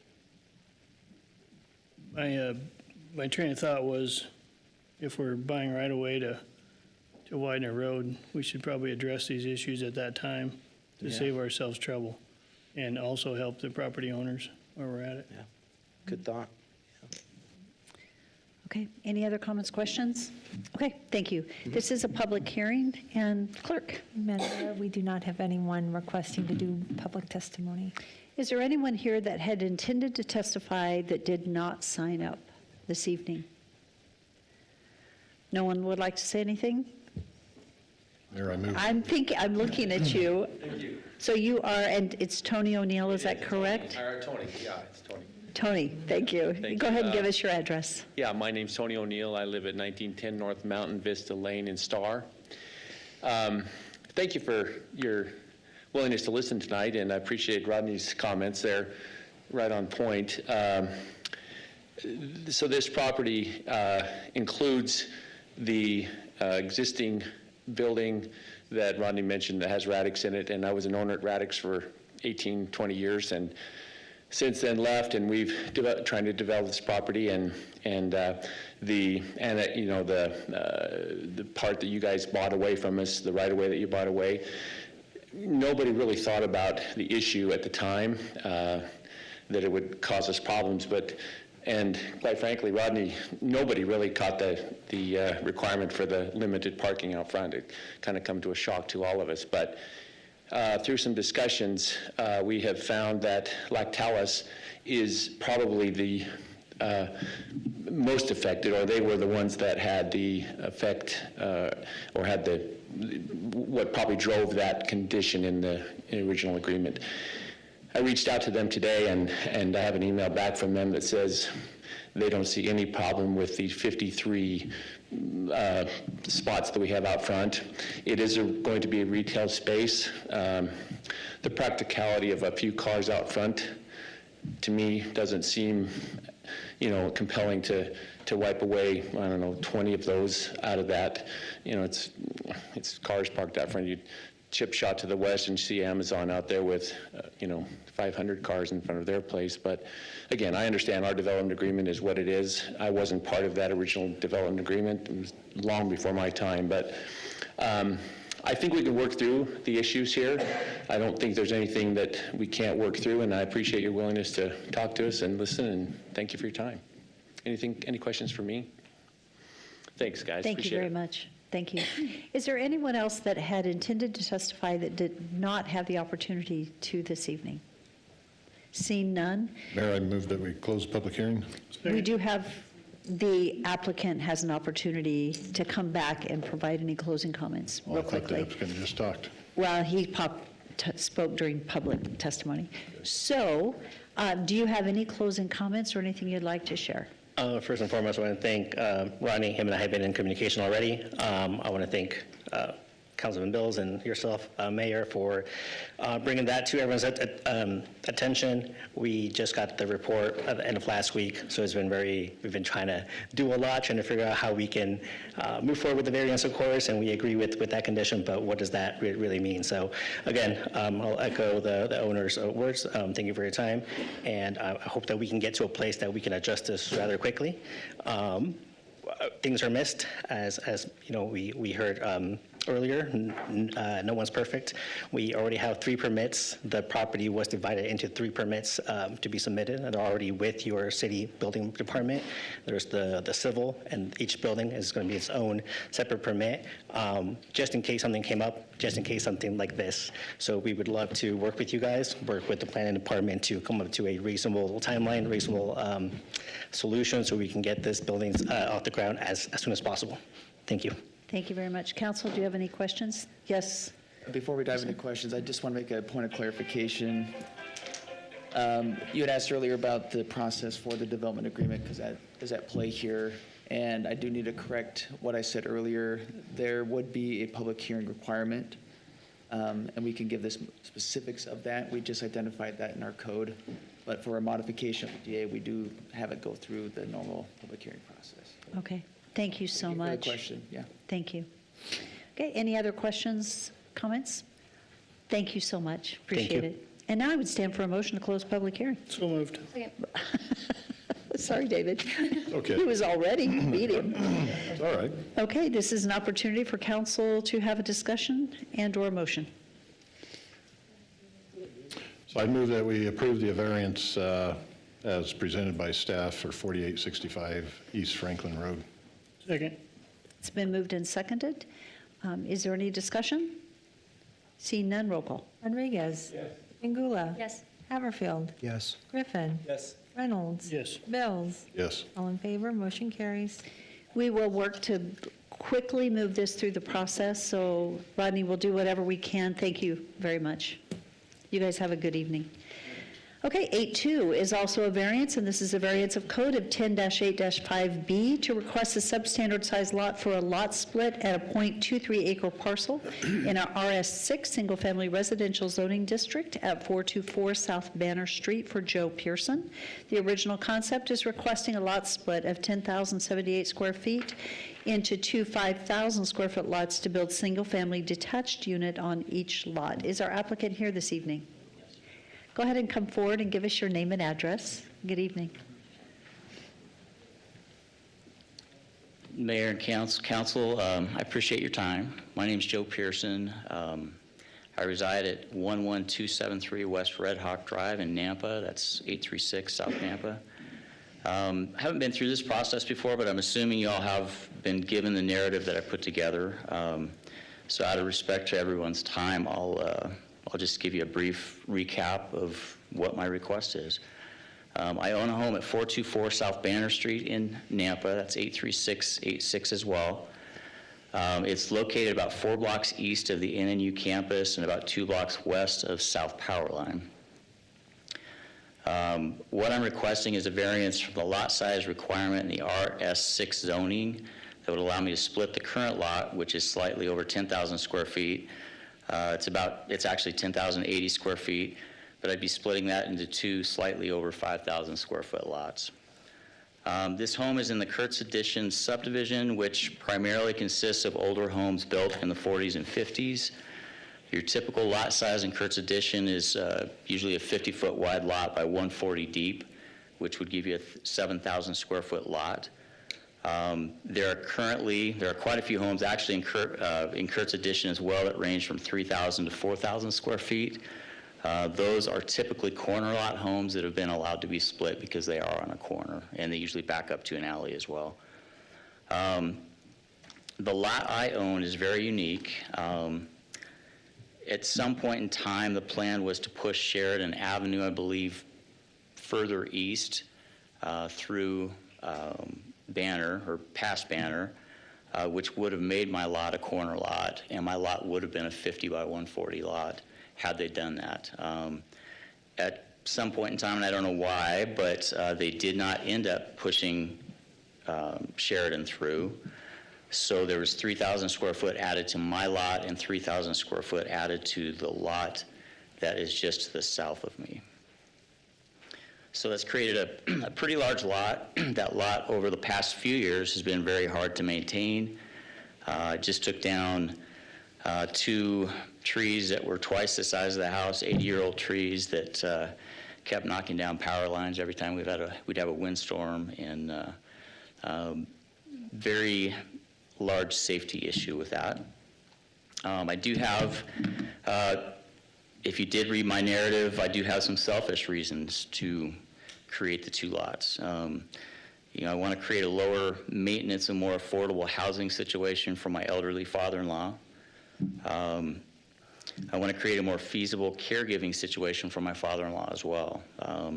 My original plan was to, if I was allowed to split those, was to have my daughter live next door to where she could keep an eye on them, give him his space, his independence, the dignity he deserves. That's what the original plan was. I started this back in 2019. At that time, my mother-in-law was still alive. She had Alzheimer's, and that's what kind of triggered this thought process with me. But my father-in-law is 87. He's going through the same thing as we all are, getting older. So the practical reasons, I want to put this property more in line with the surrounding properties, smaller lots, more affordable lots.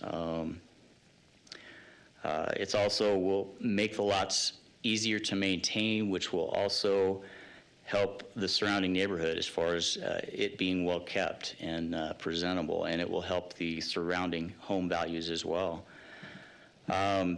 This will also, in my mind, create a more efficient use of the current city services moving forward. An infill project on an unusual lot like this that does have the space to allow for it, again, I think is a great use of what the city has already has available and has already provided.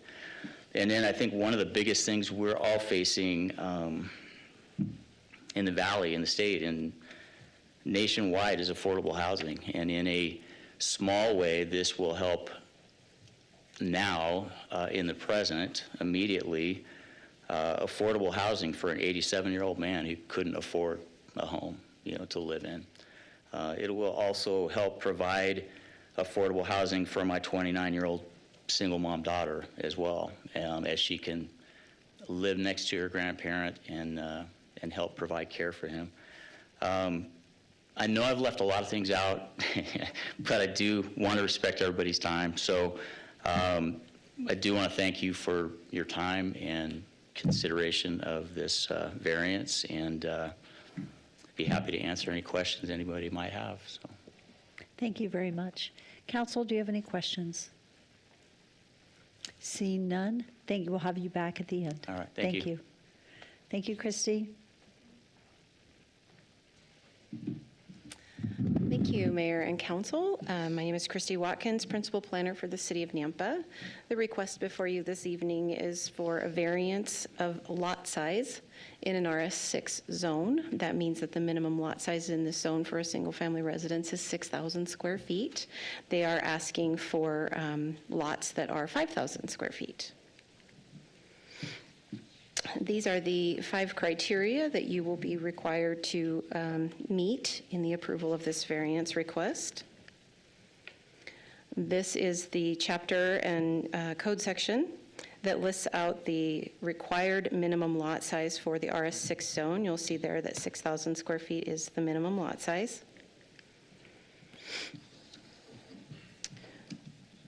So the property itself, if you look at the map, let's go back to that.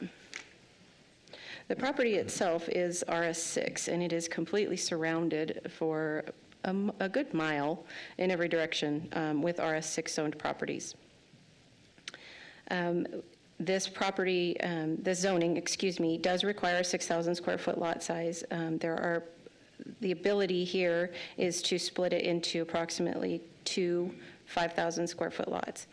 When he first started this conversation with the city, from October 2021 to November 2022, the RS6 zoning district allowed for 4,800 square foot lots.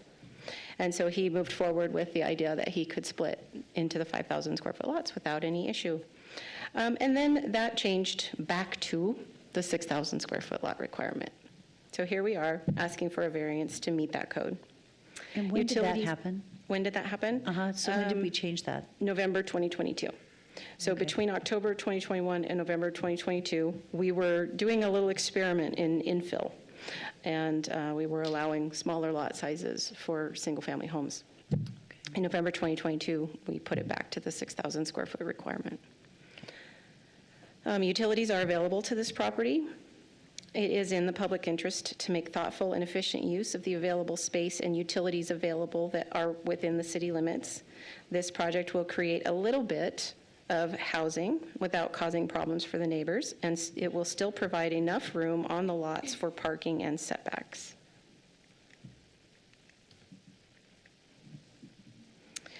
So the applicant has stated his request. Staff finds that this request is appropriate and compatible with its surrounding environment. At some point in the past, it looks like the street was going to be constructed to the south boundary of this property, but instead, and I looked way back into the 70s to see if I could find if this property was ever vacated. If the right-of-way was vacated, I couldn't find that. It looks like it was just given over to the neighbors. So it added approximately 3,000 square feet to this parcel. There is a need for infill housing with efficient use of the larger lots. So we do feel like this is an appropriate request. The Nampa Building Department stated that any new construction on these lots will need to meet Title IV building regulations. These are the conditions of approval that are stated in your staff report. And staff finds that the literal interpretation and enforcement of the regulation would result in a practical difficulty or unnecessary physical hardship inconsistent with the objectives of this title because the property is currently larger than some of the surrounding lots with no reasonable need to add on to the existing structure.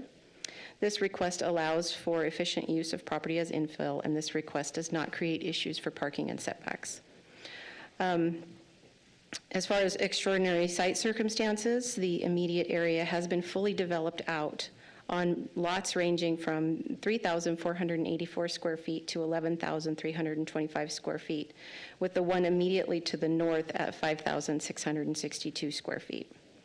This property is larger than some of the surrounding lots that have been allowed to be split. A 5,000 square foot lot is wide enough and deep enough to accommodate single-family residents with parking. As far as the privileges enjoyed by owners of other properties classified in the same zoning district, to the north, there is 0.13 acres, which is the 5,662 square foot lot. There are 2 single-family homes directly, sorry, not on that 5,000 square foot lot, but there's one, and then there's another one on smaller lots. To the east, there is a 0.26 acre and a 0.22 acre lot. Those are both single family.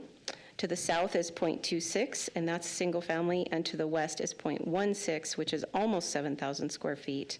That is a single family home as well. This property is larger than some of them, and so we feel like 5,000 square feet would be appropriate. The granting of this variance will not constitute a grant of special privilege, inconsistent with the other properties in the area for those same reasons.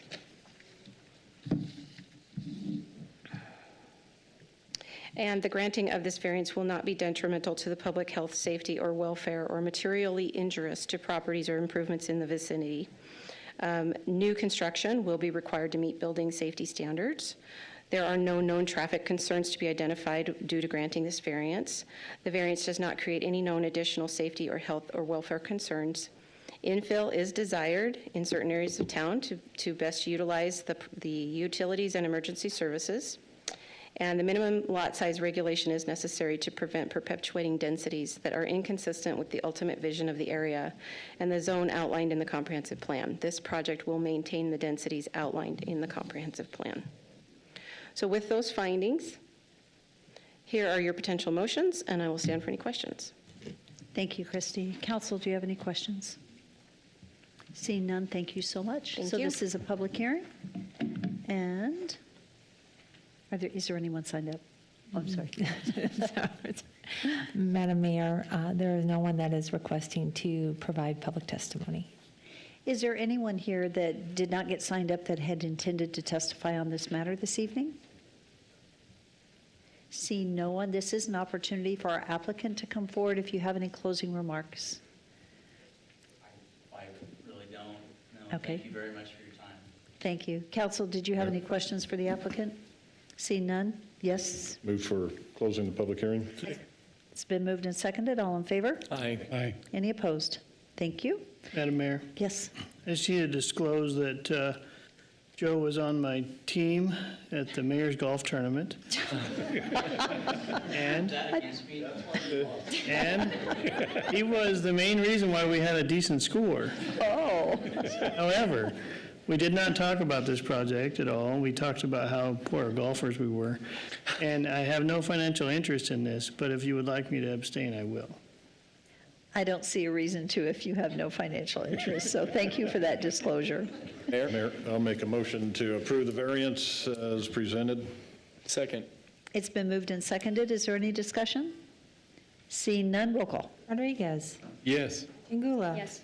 Reynolds. Yes. Haverfield. Yes. Griffin. Yes. Hills. Yes. All in favor, motion carries. There you go. Thank you. Thank you. Okay, we're ready for 8.3 this evening. This is an action item. This is for annexation and zoning to multifamily residential and GB2 Gateway Business Zoning Districts and a potential development agreement at 17672 North Canada Road and 0 Ustick Road. This is for a total of 77.87 acres for Renee Strand of Hoist Architecture representing Mike, or I'm going to say it wrong, Arduino? Did I say that correct? Okay, of Murphy Development. The original concept is a zoning total of 67.93 acres in RMH and GB2 zoning totaling 9.94 acres for a mixed-use development. Land uses including a 1,492 multifamily dwelling units, open space, agriculture, and commercial. Is our applicant here this evening? Yes. Good evening. Good evening. Thank you, Mayor and members of council. Thank you. Mike, thank you. My name is Mike Arduino. I'm a partner at Murphy Development Company. Our address is 1087 West River Street in Boise, and for purposes of the application, we are the owner. Before we begin, I'd just like to say a quick thank you to the Development Services and Planning team, Mark, Rodney, Christy, and Daniel, and Crystal. You have been so great to work with, and we really appreciate all of your efforts on this project. We also appreciate the members of Planning and Zoning Commission for their thoughtful comments and unanimous recommendation to you all here tonight, and to our neighbors who attended our neighborhood meeting. It's been a nice process, and we're really appreciative of all of that. Next slide, please.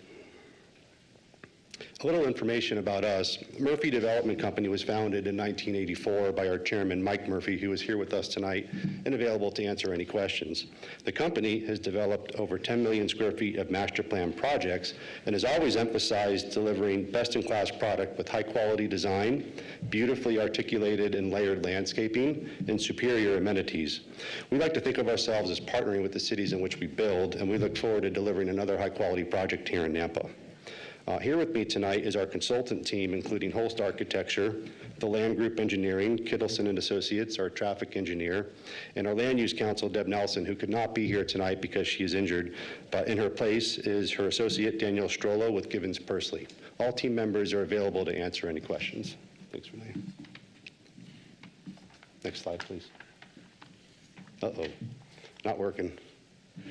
The application before you here this evening is for a mixed-use master plan multifamily community on approximately 78 acres of land located at the northeast intersection of Eustic and Canada Road. The project would be phased over multiple years to provide homes gradually based on market demand. The site is located in the gateway to North Nampa along Eustic Road, a future 5-lane arterial, and 1.5 miles west of the Eustic Road Diamond Interchange to the new Highway 16 extension. Next slide, please. The proposed multifamily community is in harmony and consistent with the city's currently adopted comprehensive plan and future land use map, which designates the entire site as high-density residential. Next slide, please. So to facilitate the development of this community, our application is seeking annexation and zoning of RMH and a small 9-acre portion of Gateway Business 2, and we are proposing a development agreement to ensure compatibility. The application includes a concept plan to provide a sense of design, and design review will be required for the project after annexation and zoning approval. We are concurrently requesting director approval of an administrative lot split to create 5 lots from the current 2 parcels in a separate application. Next slide, please. The project is thoughtfully designed to fulfill the comprehensive plan's vision for high-density residential land uses with the multi-story, multi-family development in the proposed RMH zone that complements the medium-density development to the east and provides high-quality and highly amenitized diversity of housing. We are also proposing a 3-acre farm as part of the project in an effort to pay homage to the history of the site. The location is along 2 prime arterials, Eustic Road and Canada Road, and the proximity to the new Highway 16 extension and Diamond Interchange at Eustic Road makes the project well-suited for the proposed location.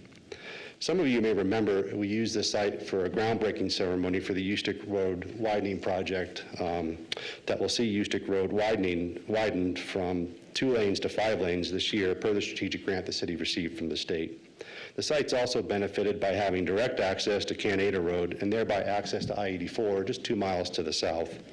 Now, over the past several months, our company has worked very closely with Nampa's Development Services team to provide a solution for the upcoming Purdom sewer expansion down Eustic Road. When our company learned there was an opportunity to help the community with the infrastructure it needs to grow, we were among the first to raise our hands and are in the process of, and agreed to make a significant contribution, to which we are in the process of executing a latecomers agreement with the city to see the project completed. Our company also met with Joseph Palmer at the Valley View School District, and We are aware of the impact of Nampa's growth having to the schools. Multifamily developments typically have fewer impacts to schools than traditional single-family developments. However, our company has entered into a voluntary donation agreement with the school district, providing a per-dwelling unit donation payable upon the issuance of building permits. Next slide, please. Our team conducted a traffic impact study with Kittleson and Associates to identify potential impacts of the project to local roads and ways to mitigate those concerns.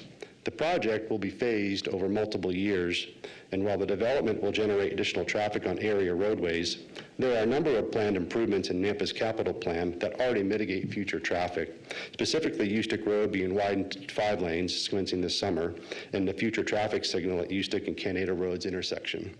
Now, we worked very closely with the development services team when studying the Ustick Road expansion, and what we found and what our traffic study recommended is that the proposed center lane median would not allow westbound traffic to safely make a left turn into the site, and the proposed solution includes a traffic-controlled, full-movement mid-mile collector street connection between Canada and Star Road in order to safely allow westbound traffic to make a left turn into the site. It also allows safe ingress and egress for future residents. And the connector street is consistent with ACHD's master street map to the north of Ustick Road and Meridian's area of impact, and would reduce reliance on Canada and Star Road's intersection while generally improving connectivity.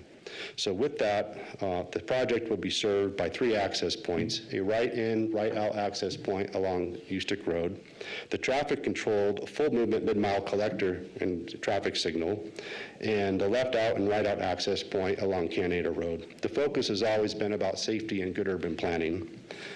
I'd now like to turn it over to Holst Architecture to walk you through the design concept plan. Thank you for your time, and I'm available for any questions. Thank you.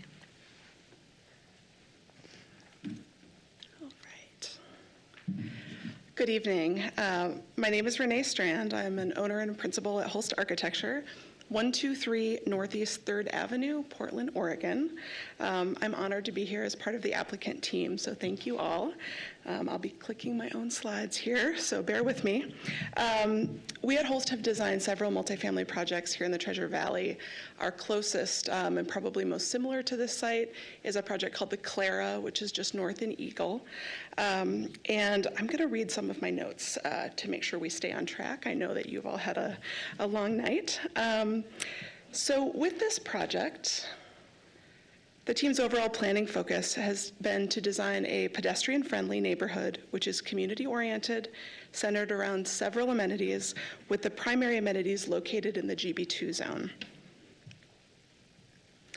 And to illustrate how the RMH and GB2 zones are envisioned, we're going to zoom in just to phase 1 at the northeast corner along Ustick for a few slides to illustrate the overall planning and intent for the development.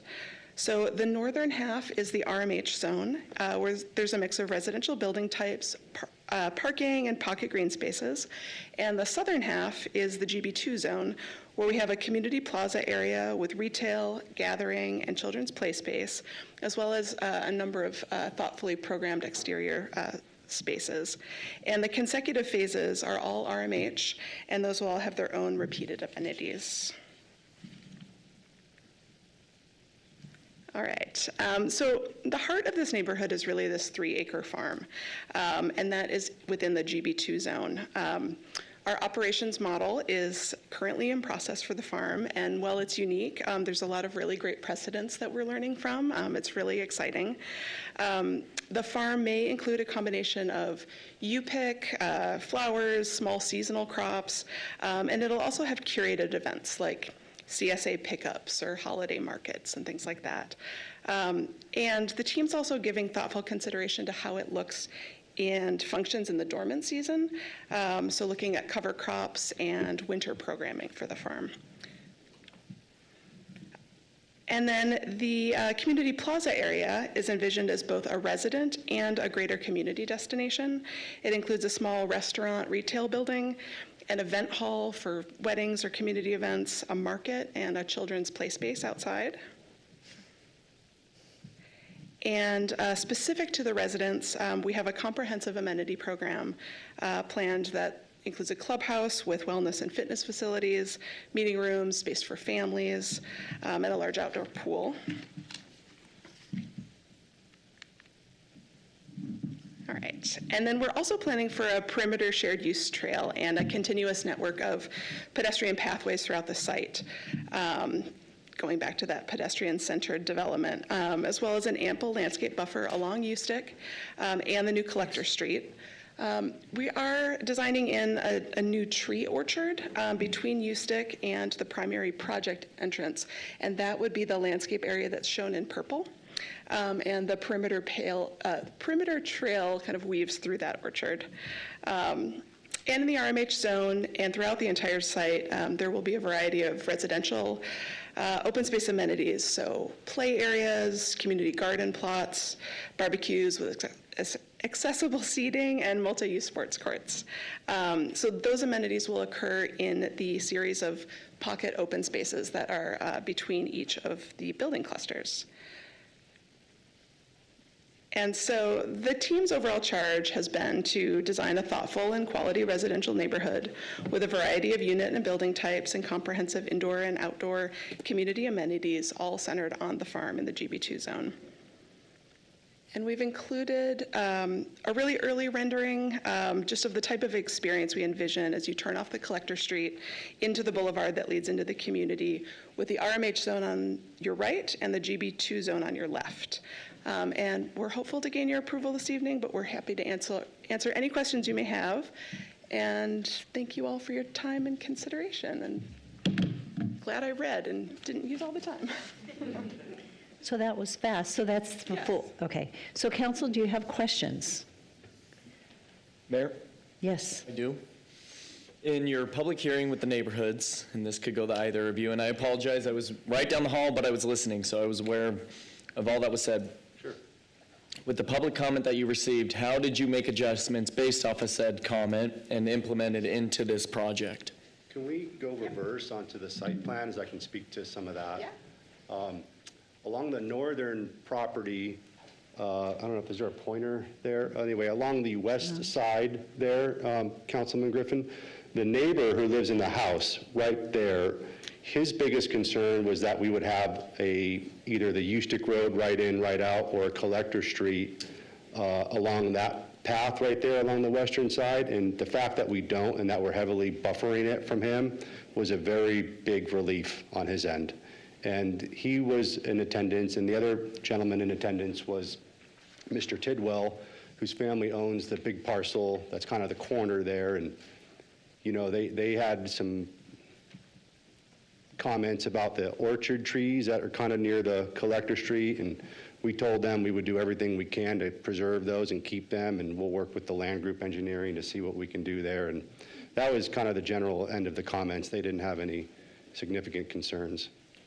And on the right turn only, is there going to be a roadblock that requires, or is it, will there be the ability to turn left even though it's a right in only, right out only? So that's where the Collector Street will come in. There will be a left out there with the traffic signal that we are proposing that allows you to make safe access out of that street, making the left going westbound on Ustick Road.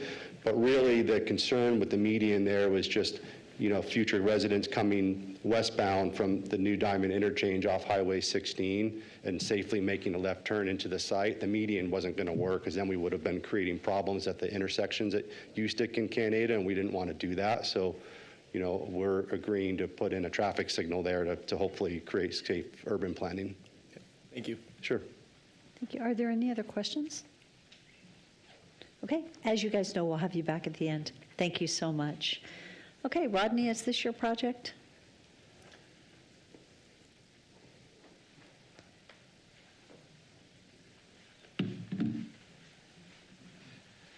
Thank you, Mayor and Council. Rodney Ashby, Planning and Zoning Director. And it is my project to present, but Christy did a lot of work on this, and just want to give kudos to her. This is a big project, and we worked really hard to coordinate with the applicant. So they actually covered a lot of material that typically I would cover. So I thought maybe what I would do is just kind of highlight things that maybe I didn't hear. Let me just kind of scoot through here pretty quickly. RS 8.5 to the east, but again, as we said before, this is in compliance with our comprehensive plan of high-density residential in this area.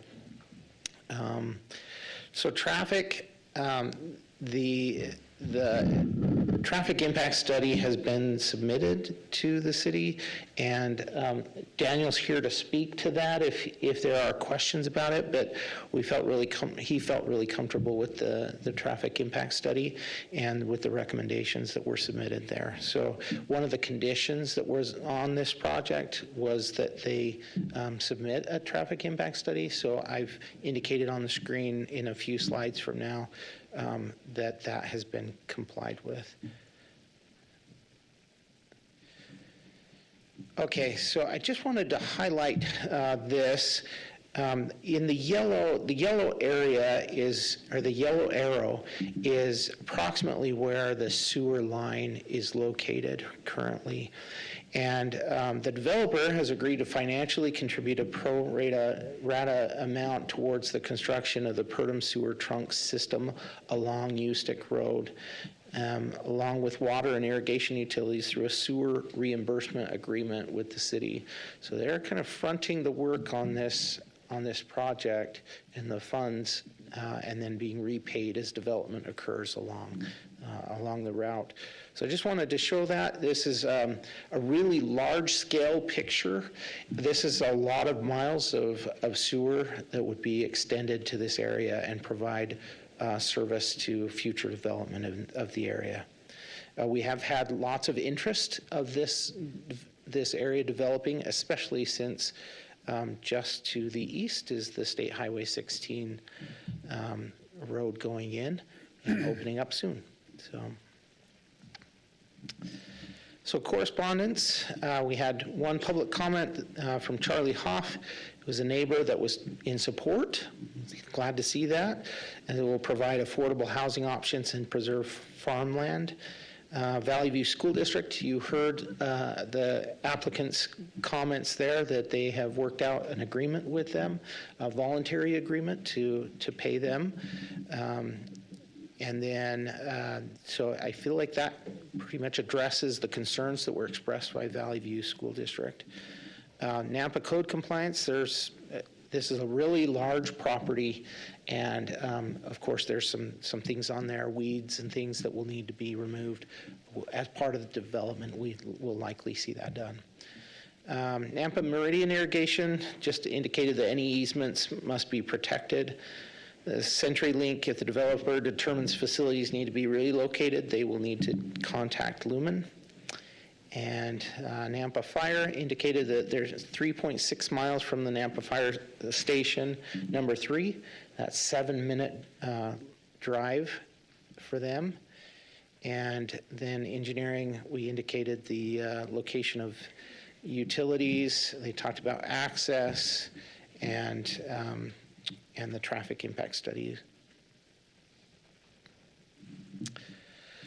So this, I wanted to share, this slide shows where all the planning that has been done in this area. So just to the north is in the Meridian impact area, and this is the Meridian Fields District Plan. And then to the east, directly to the east, is the Nampa State Highway 16 plan area. And then directly to the northwest of this is the Nampa 2026 specific area plan. There's a lot of planning that has been done around this, and frankly, staff feels like this fits perfectly between all those plans. I forgot to bring up my notes, but the Meridian Fields District plan is shown here, and that southern section there you can see calls for housing density, thank you, and I'll just read this section right here. The project is just south of the southwest corner of the plan seen here in blue at the bottom of the screen. The area circled in red contains designations such as industrial park, business park, high density, and mixed use center. These defined designations closely match the designations that were identified in Nampa Comprehensive Plan as well. The two jurisdictions worked closely to ensure they were not in conflict with one another. When we did our comprehensive plan update recently, and then both of the specific area plans in this area, we worked really closely with Meridian to make sure this fit. And as I said, their proposal fits that really well.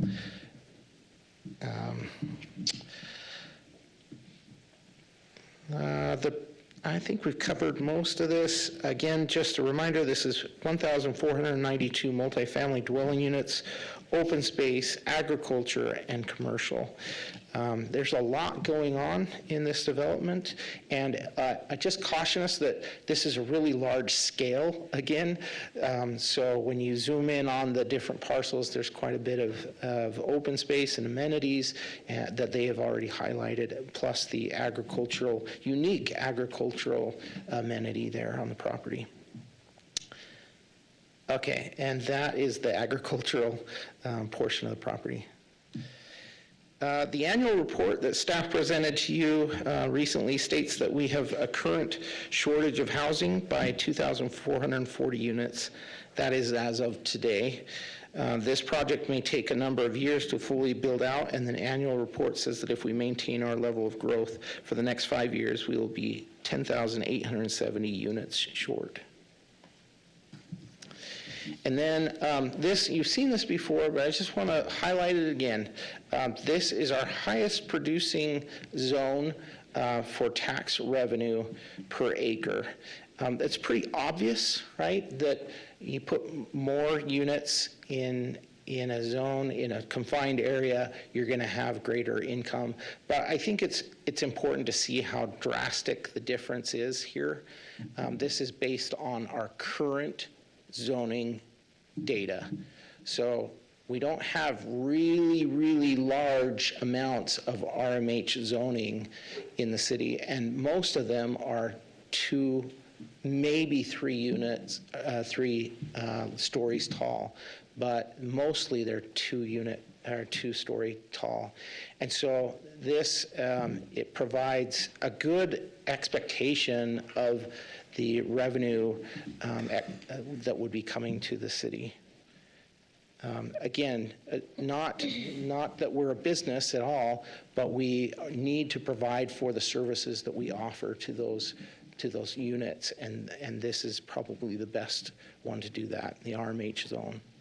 So staff findings, all private landowners have consented to annexation. I'm not going to go through each of these, but these are each of the criteria that must be met, and we feel like the facts support that.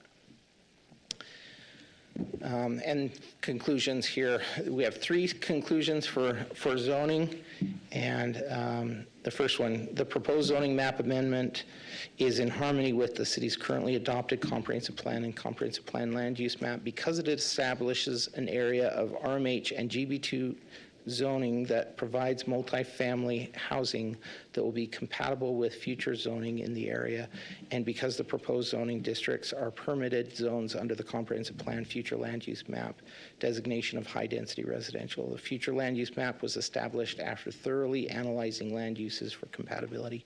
I just want to confirm really quick, GB2, is that correct? Okay.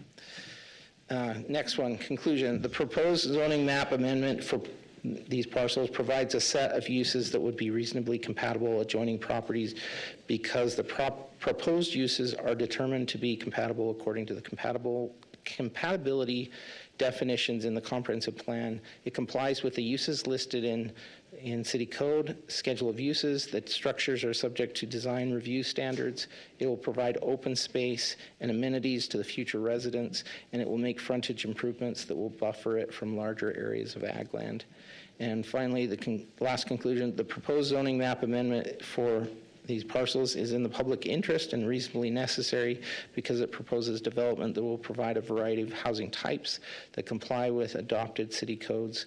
It provides a design intended to enhance agriculture, sales, and education. It has city services and utilities readily available, and traffic infrastructure improvements are either in place or required to be completed, and it is compatible according to the compatibility definitions in the comp plan. I wanted to read those because there's a lot of little details in those three that are in the facts section that can support the decision to approve this project. And it's just a good summary of all of those facts. And then here's the recommended conditions, and I've suggested we remove number 9 because of its compliance with our standards, and engineering has reviewed their traffic impact study and feels like we don't need this condition anymore. And then a couple of motions for your consideration. I'd be happy to answer any questions if you have them. Mayor. Thank you, Rodney. Yes, Councilman Haverfield. Thank you for your presentation as well. Thank you. In our packet, it appeared to me as I was trying to go through this over the weekend, there's several pages that were only half of the page. If they were meant to be wider or something to that effect. And then there's that. So that's where I was having some issues. You've kind of given some more information. But yeah, if you look on slide 844 as an example, it's only half the page. So we're not seeing the full layout. And that's where I was having issues. Madam Mayor, Councilmember Haverfield, I do look at those, and sometimes that's how they are when I do double check with planning and zoning, so I apologize if that was missed. Okay. Sometimes that happens when it's compiled into the packet, but the files are also available online on the HTML agenda. So a wider version would have been, because I took this offline. This is more internal. Again, it's the development concept character image pages. There's several there that are site plan related that would have given more clarity. So not to say that that's going to affect my vote tonight. It's just, I just want you to know that going forward, if we can clean that up, it would certainly be helpful. So just so I'm clear, Mayor and Council, so the sheets that were the larger concept plans or site plans, sounds like they weren't shrunk down to the PDF size for the other pages. Is that correct? If it was 11 by 17, we got 8.5 by Yeah, I see. 11. Okay. Was that a PDF that you had downloaded? Yes. If you're in the HTML version, there's 2 versions online. The HTML you can probably see. It's only in the PDF version that it probably got cut off. So there's 2 different versions out there. We'll try to watch Well, that. thank you. I'll go to the website. Sorry, yeah. Mayor Kling. Yes. Thank you. Rodney, I understand the only thing we're dealing tonight is annexation and zoning issues. There isn't anything else. When it comes to, that you mentioned, the sewer trunk system that the developer will front, when will that come before us, or are we all going to be doing that today through a modification or whatever? It already has. It already did? That's the Pertum drain. Oh, that's what that And it is was. currently under design and getting ready to start construction Okay. currently. I just need to So, clear that, Yeah, clarify. it's already on the All way. right, thank you. Mayor? Thank you. Yes. Yes. Thank you, Rodney. This is my district. I've received some feedback on this, so I just want to touch on a few things. What is the build-out time on this project? I don't know. That's probably a Might be question for for Mark. the applicant. We anticipate within the next 10 years, full for build-out. Thank you. And then, Rodney, with the U-stick widening, how does that align with the widening? Will the widening be done before this project is completed? I'm going to look to Daniel or Mark over there for this question. Madam Mayor, Councilmember Jangula, Mark Stoyer, Senior Director of Development Services. It is anticipated that the U-stick road widening will be completed prior to the development being completed, especially the intersection and the ingress egress there at that location that the developer mentioned. So it is our intent for their design engineer and our design engineer to work together to coordinate those two projects so you wouldn't have to rip up work that was already done as part of the widening. So there'll be proper coordination so they'll seamlessly come together when the developer's ready to build his portion.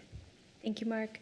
And then another question I have, this is on page 859, it's fire, might be for Ron, but I think Rodney, you might be able to answer it. It just talks about the current impact fees. It says that the current impact fees is $1,567 per residential unit. However, the adoption of the new capital improvement plan is in process. That is expected to complete prior to the construction of this, and it would be $886 per multi-unit. Can you just explain what that means?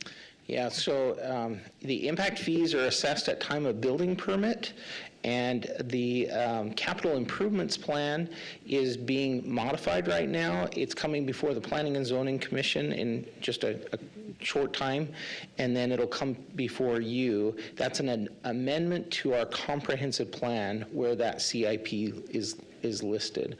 So at that point, that'll update their numbers. So they're paying less. They're going to be paying less per unit than they would today. That's correct. And why is that? Mayor, Councilman Jangila, so as we've gone through our capital improvement plan for the impact fees, the assessments, as we've looked at them, we've looked at the basis for those, and the basis for the majority of them is based on the number of people. So in a multifamily unit, you typically have less people in that unit than you do in a single family home. And so with the adjustment for that, the multifamily units per unit go down some from what they were, but they still overall, as you have multiple units within a structure or whatever, they are much larger than you would pay on a whole for a single family residence. Okay, thank you. And then one last question I have, and this might be for Doug. As far as I don't know if it's so much a latecomer fee, but them paying into the sewer that's coming in, the infrastructure there, can you just maybe explain into the public the significance of that and us being able to get what we've invested as a city to get that to where it needs to be, and how this kind of aligns with that? And that maybe also, Mark, do you want to speak to that, or Daniel? Would you like to also speak to that after Doug? Yeah, it's kind of let me make sure I understand the question completely, because there's a lot of areas we could go down the road there. Are you speaking just to the cost and the investment the city's incurring for the Purdom drain and how we're recouping that, or are you speaking to a broader question? The applicant. Mm-hmm. Yes, that.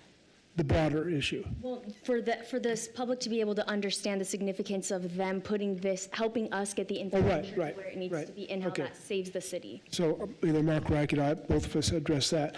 The cost of developing this is an investment in the city in the future. There's a significant amount of money involved. We couldn't do it without the partnership of the developer to come to the table and help fund that portion for us. It's absolutely not, it wouldn't be feasible for us to do that.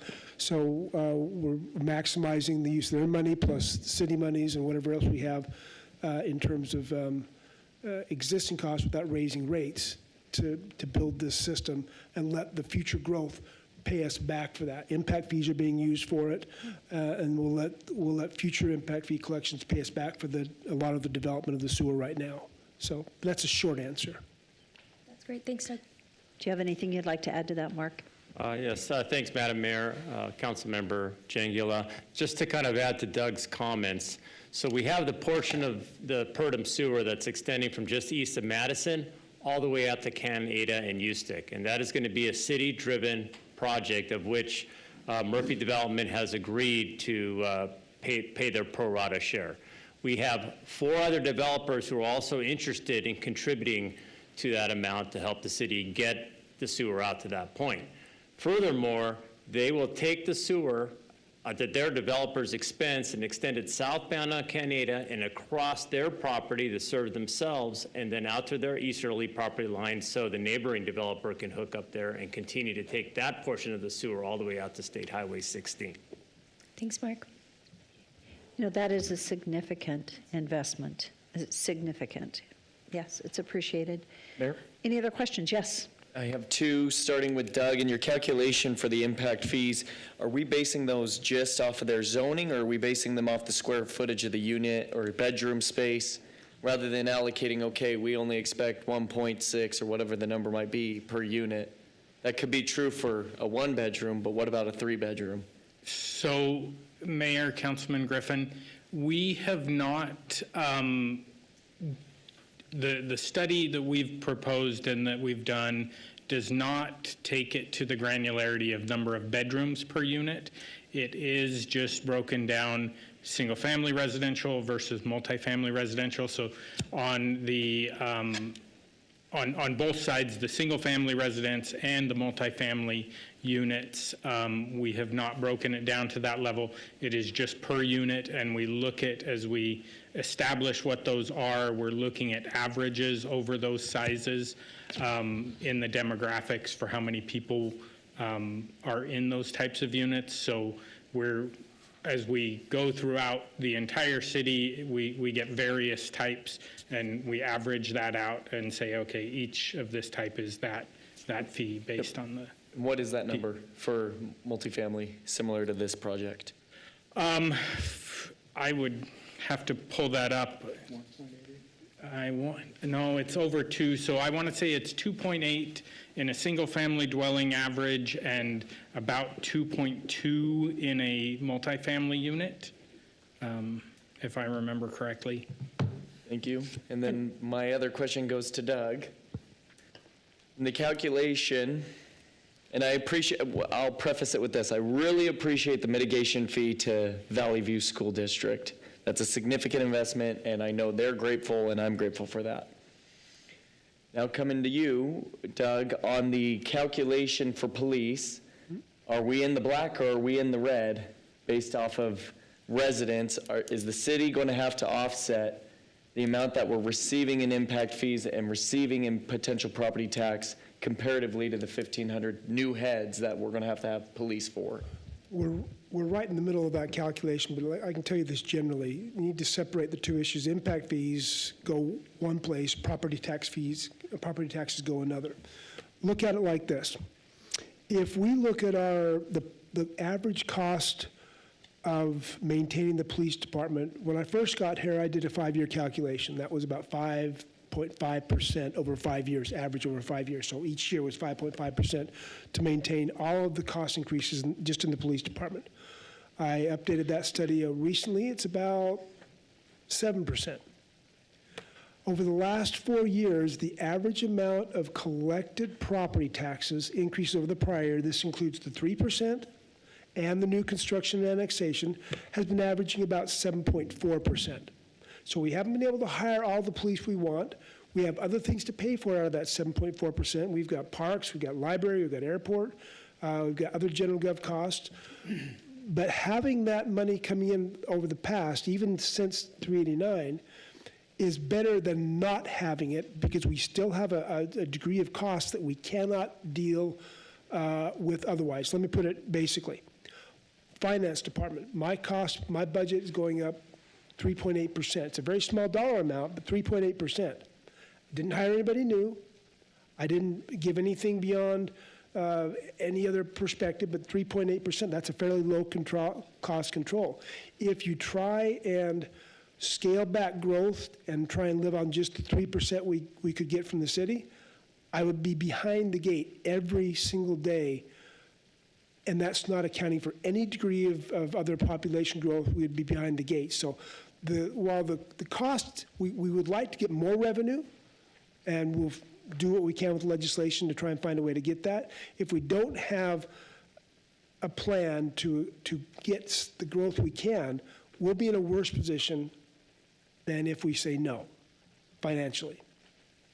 And we're still working on the exact numbers for this subdivision. We hope to provide that at some time, but right now I can tell you, having a degree of growth right now is better than not having it. Thank you.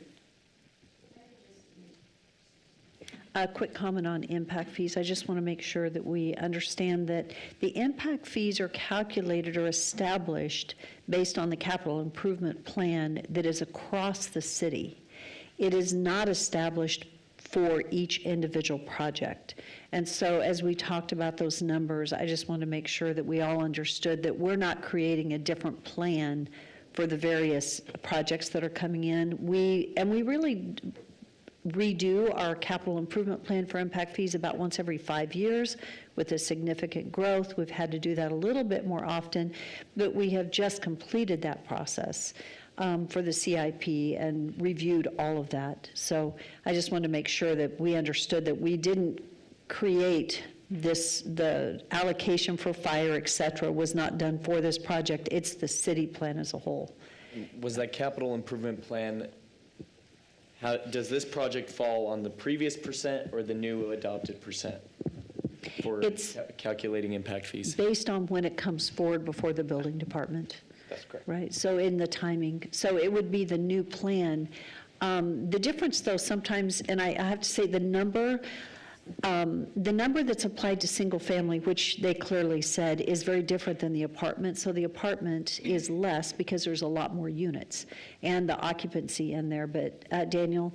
Mayor, so Ron was able to pull up the impact fee, and for the multifamily, it is actually 1.98, and it is 2.83 population per unit is the difference. So you have almost, 0.8 more people in a single-family residence than an apartment. Which is why the impact fee's higher on a single family over an apartment. Yeah. Yes. I know we're not to the public hearing or through the staff presentation, and this might be a question for Daniel. In looking at the domestic water and irrigation, it appears that they're both 700 feet south of the parcel. Will the developer be required to bring it to and through along the frontage of Canada, just to the corner of to the northeast or northwest corner? No, not all the way to Ustick, is that correct? So for the water and irrigation, yes, they will bring it to their frontage, to their northern boundary on Canada. The Ustick widening project will actually be extending the water and irrigation within their frontage on Ustick. So this development will just tie into those portions that will be installed with the roadway project. So the water and sewer will extend up Canada to Ustick then, or not? This project will not extend it all the way north to Ustick. Future development, either on the west or east side of Canada, north of this project, will end up doing that extension. Okay. So a future extension will be required to be able to create the loop? Correct. They will loop through their site, and there is a existing subdivision there to the east that they will end up tying into as well on one of the stub roads, and then looping up to Ustick to provide the looping through the site. Okay, so that'll keep the pressure up. And then the sewer is coming from the west, approximately 1,650 feet, it appears, and then along the frontage of Ustick to the northeast corner.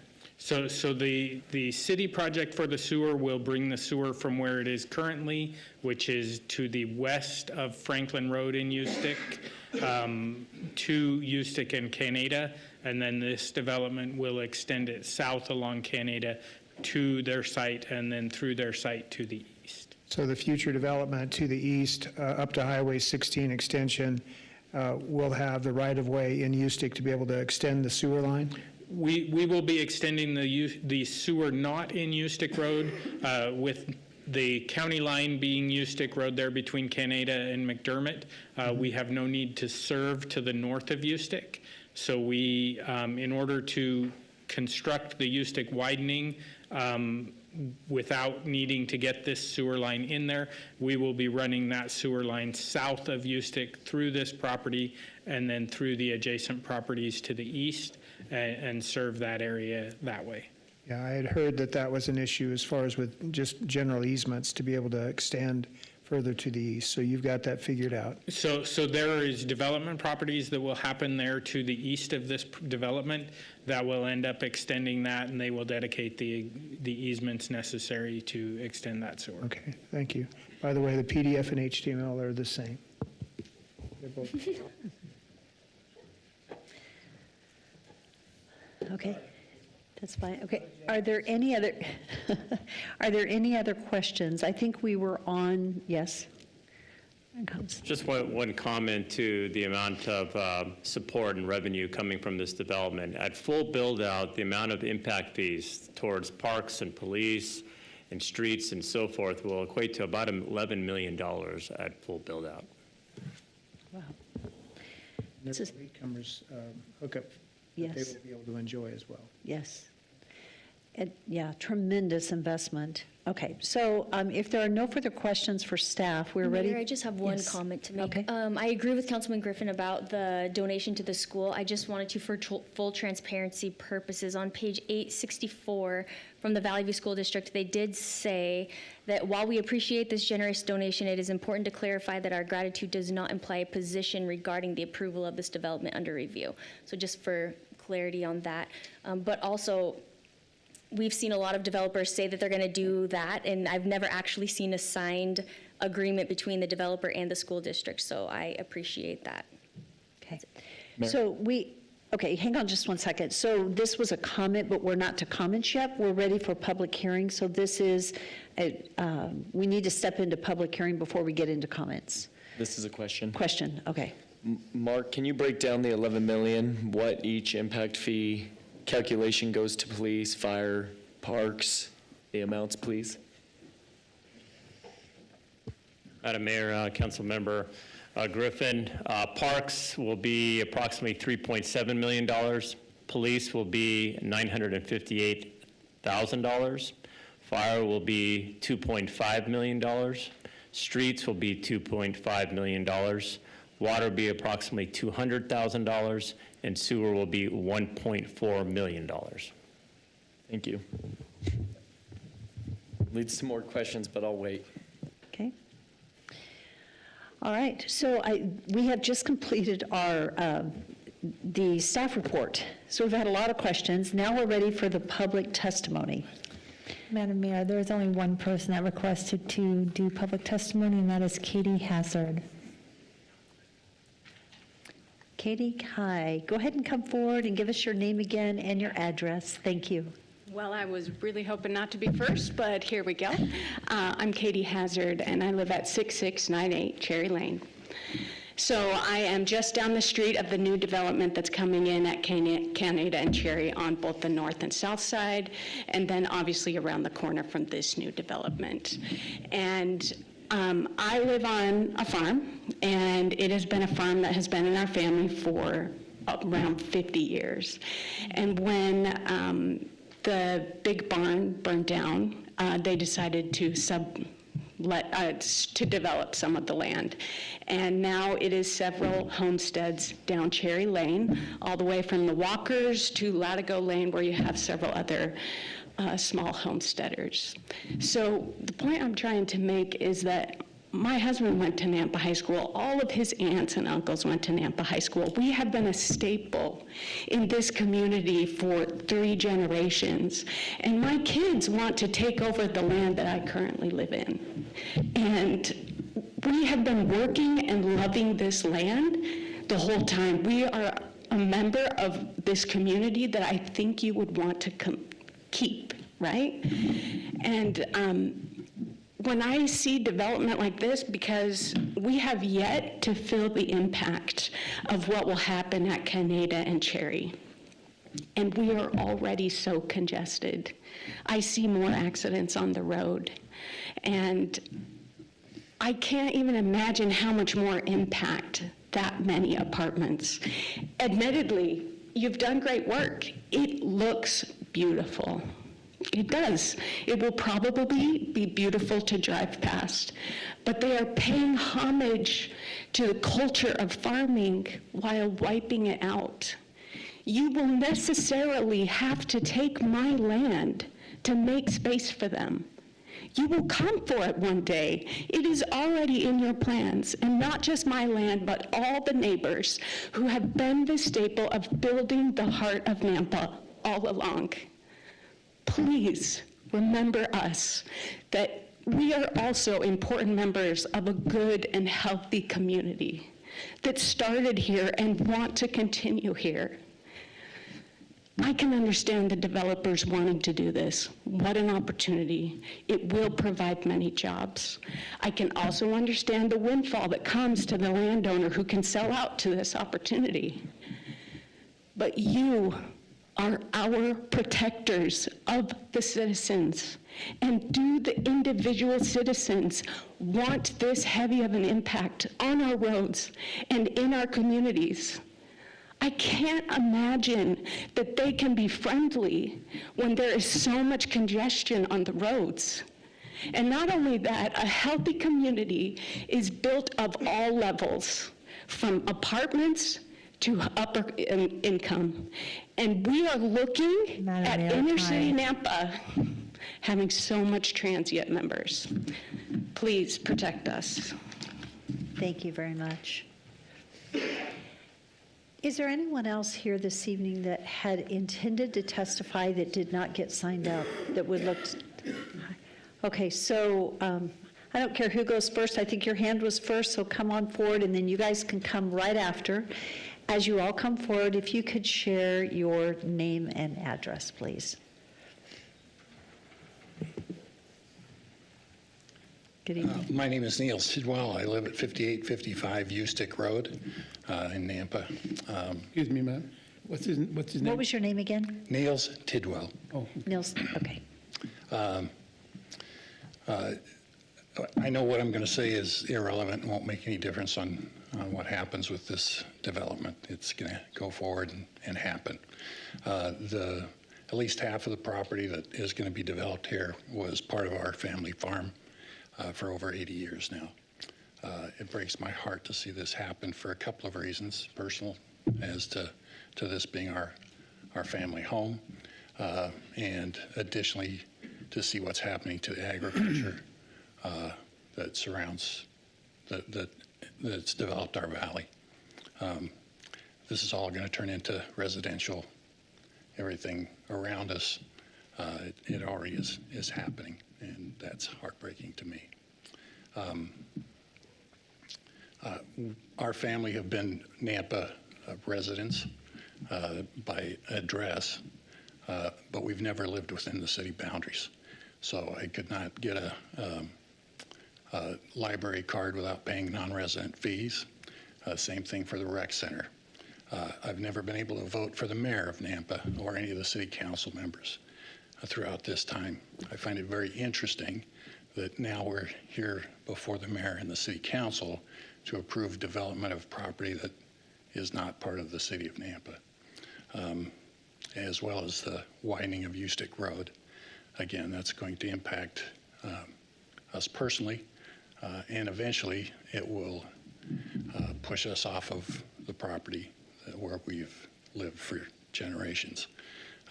We will no longer be Nampa residents when that happens. We'll be very sorry to see that go. And it's, again, it's a long family history that's been very important factor in our family history. So I just wanted to make that statement, let you know that impact is going to happen. I know it's not, nothing will change. It's going to move forward. Houses will grow where crops have always been, and won't stop. Thank you for your time. Thank you, Mr. Tidwell. Okay, and the next, yes, go ahead and come forward. Okay.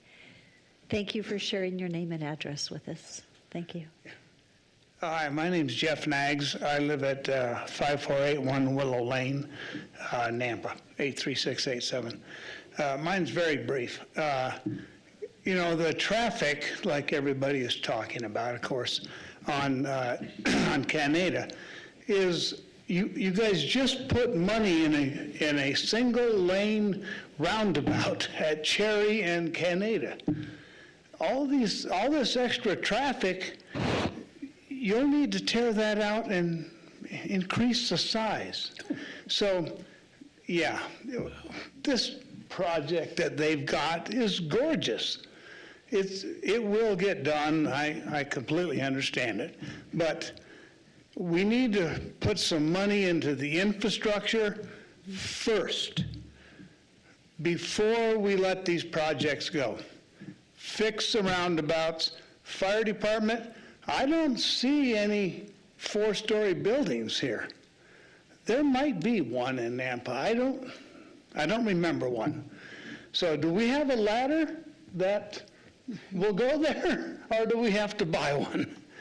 So that's my concerns. The traffic is the major part, and I'm sure that this will probably go through. These guys have done a great job presenting it.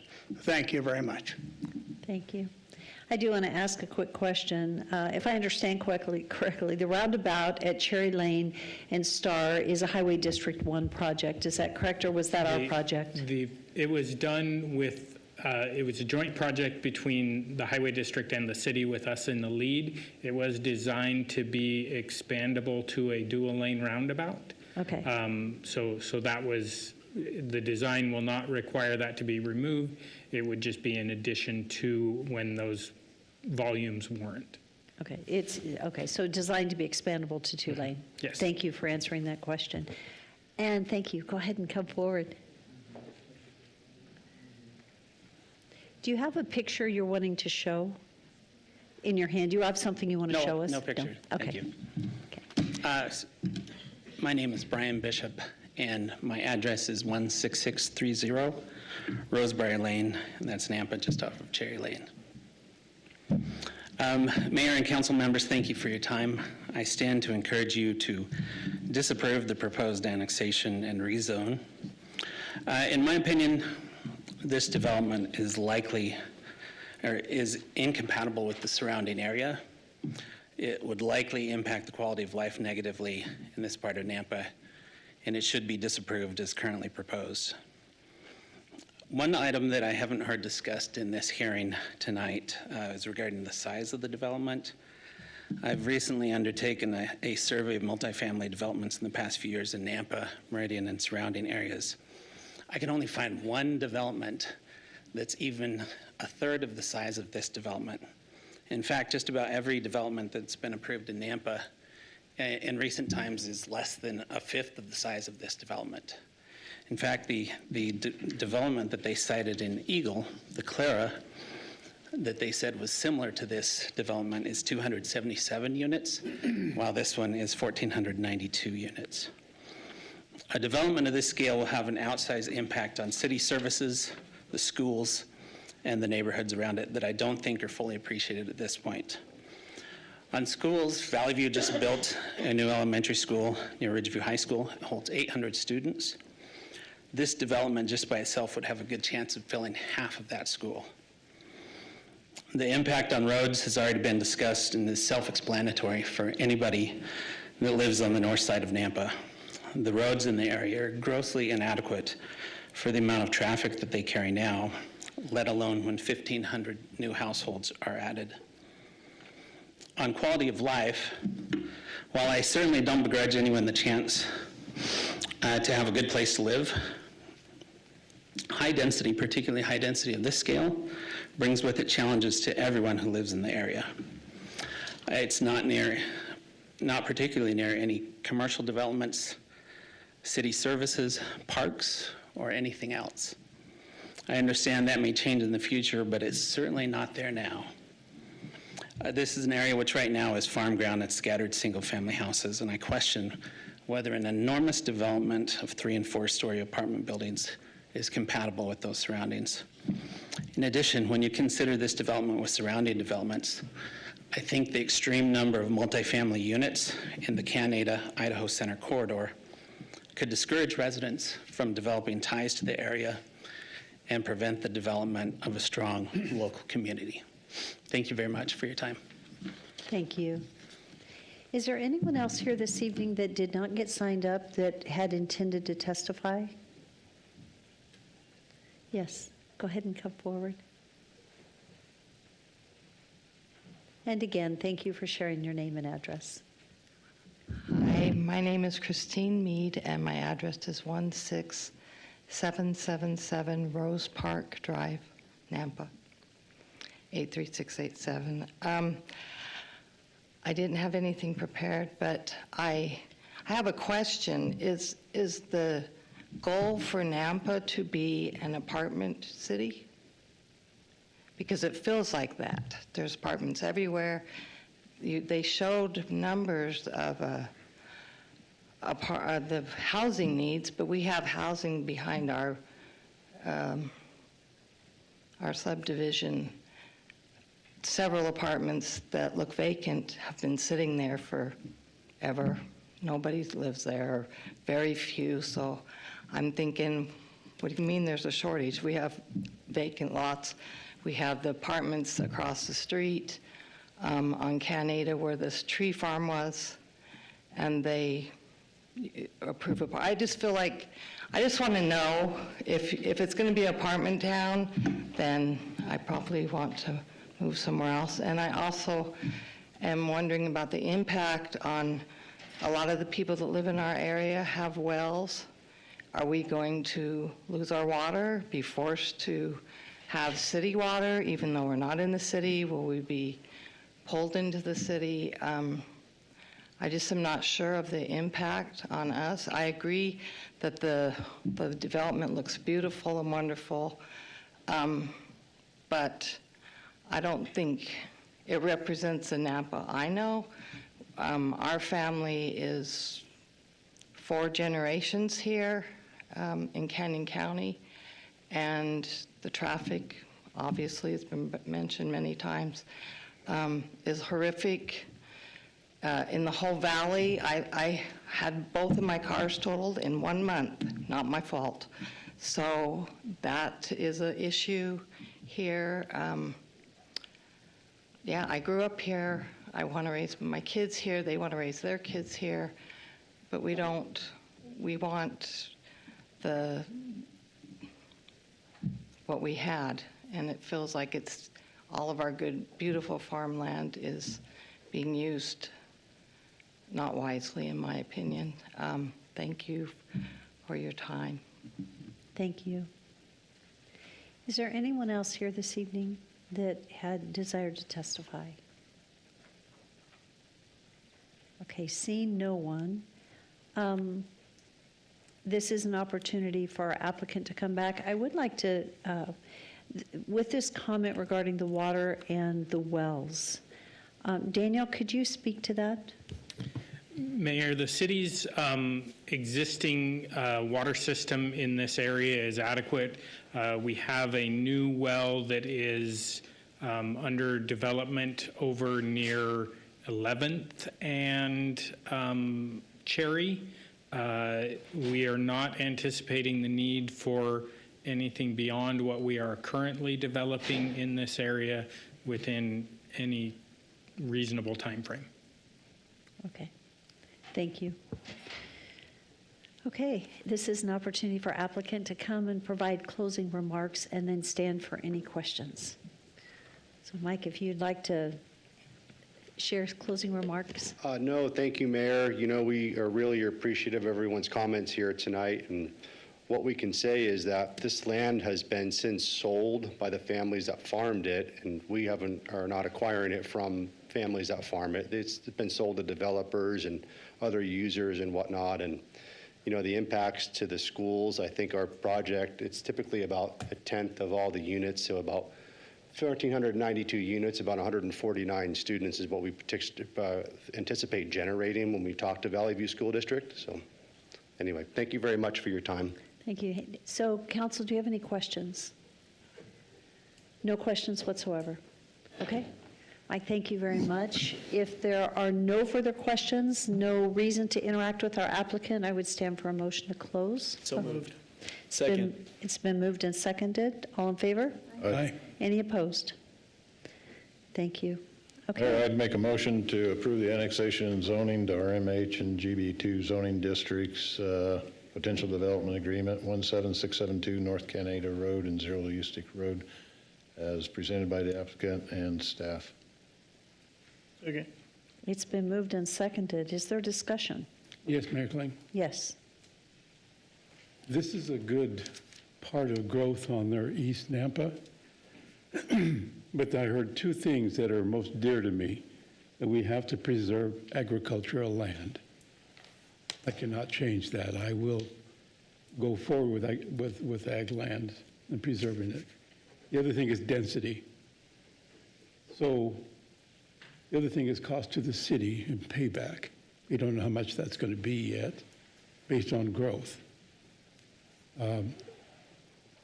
I cannot approve this based on the density, and I will not be. Thank you. Mayor? Yes. For a few comments, I think the location is good and proper. When I speak with residents and constituents, it needs to be by a freeway. It needs to be where transient folks can be able to get to Boise, because that's where the jobs are. And we're doing our best at providing commercial jobs and opportunities to be able to supplement 1,492 units of people. However, I think timing is a factor for me. I appreciate the estimated $742,000 contribution to the Valley View School District. And right here and now, I think that's fantastic. What I have a hard time stomaching for any of these taxing districts is that helps 10 FTE employees for 1 year. Then what do we do our second year and our third year and our fourth year? Police, the same issue. $958,000 is fantastic right here and now, and we're working within the funding structure that we have. However, we got to be thinking about next year, the year after, and when I'm 80 years old, decrepit on a front porch somewhere, how is it going to be affecting my property taxes and those that I want also living in Nampa? I have a difficult time with the density simply because we have been strong-armed by funding sources to be able to maintain our infrastructure. And when I say maintain, I literally mean maintain. We've had discussions on this council of how do we fund our police? How do we make sure our projects get completed? Do we have to lessen our standard for quality of service that our police have to serve? Are we going to decrease that amount so one police officer per 1,000 gets stretched a little bit farther to make that work? And that's tough for me always to have to consider in every budget setting. I appreciate the ag comments and the groups that came and spoke and the generations of heritage that you enlightened us with, because of your families, we're here now, and because of the work that they did, developers want to be in the area, and they want to bring that money and investment here. Timing's an issue for me. Density is an issue in the sense of how are we going to fund beyond 5 years or 10 years. The analogy, if we're not growing, we're dying, is a hard one for me to stomach. If we're not growing, we're dying, or we cut what we have and try and maintain for the interim until we can be better prepared for the amount of growth that we're going to have. So I am having a hard time with this. I haven't decided where I'm going to go, but I have a whole lot of notes in the meantime to review and think about it. Okay, Madam yes. Yes. So my comments on this, having grown up in a farming community about 30 miles from here, I understand the farms. And it's sad to see them go. But this ground was entitled, or not necessarily entitled, but purchased many years ago, 2005, 2008. It's been sitting there in developers' hands, waiting to be developed. Highway 16 comes along and it gets punched through there. It's going to be built out, whether we like it or not. So density is important, and Mr. Hoff's letter in our packet was important, talking about density. The density to save our farms by building up and increasing that density is really important, so we save our farm ground. Going 4 stories to me is smart. because we save our farm ground by doing that. The people are coming here, whether we want them to come here or not. I'm fourth generation Idahoan, and they're coming here. So we have to have smart growth. This is smart growth, in my opinion. And it creates a tax base along the way that helps us provide the services that we need to provide to our citizens. As far as timing goes, this is a multi-year build-out. We're way down the road on finishing this thing out with full capacity.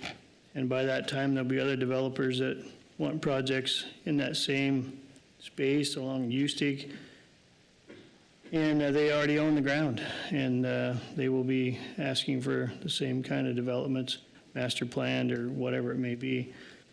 So that area, to me, is going to be built out at some point, and just how we control it, to control the farm ground being completely gobbled up is important. So I'm in favor of this project. I think they did a nice job putting this together, and it will be a good asset for Nampa, even though I hate to see us lose our farms and our goose hunting ground, our duck hunting ground, and our pheasant hunting ground. But that is already gone, unfortunately. So I am in favor of this project. Mayor? Yes. I just want to speak to a few things. One of the things that I know and that I hear, and a lot of I know our other council members here, is we have a lot of cookie cutter homes, a lot of these developments that are just these small, usual homes. And people are wanting different types of developments. This is bringing that. I'm very pro master plan communities. I love when there's communities within a community. It provides amenities. It provides coordination between outsiders coming in and being a part of it. And it's just, it creates so much synergy within our community, and I am huge on that. This is a good master plan community for that.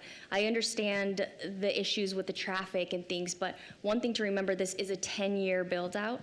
This will be, Highway 16 will be done and rolling for years, and the Ustig expansion will be done. So the traffic, by the time this development is here, is gonna feel and look very, very different than it does today. Being able to bring the sewer and them being a part of that, this body knows, because we talk about it regularly, we don't have the funds to do that. This is paramount to the development that's happening in the north side of Nampa, and we need that. And it's developers like this that are coming to the table and helping, bringing funds to us to make these amenities happen. It wouldn't happen without it. And pro property rights, to speak on Councilman Reynolds' comment, being pro-property rights, if a farmer wants to sell their land and a developer wants to buy, we support that. And this is a very good development. I'm very pleased with it. I know change is hard, it's coming, but to the points that have been made, development and growth is coming whether we like it or not. Once we develop an acre, it's developed forever, and we have to be really cautious of what that looks like. It's hard to imagine the Treasure Valley by the time it's done growing, but this whole section right here will be pretty much the center of the Treasure Valley by the time it all builds out. So we will be a core to the Treasure Valley, this whole area. And with a college right here and everything that's developing around it, there will be commercial and things in this exact area, especially going down the Highway 16, there will be commercial there. So this, when you look at it on the grand scheme of it, I know it doesn't feel like it right now, but this will be fitting for what future is going to look like. So that is my 2 cents. Thank you. Are there any other comments from the council? Also, I wanted to disclose Katie is one of my best friends, and she does have a very beautiful farm.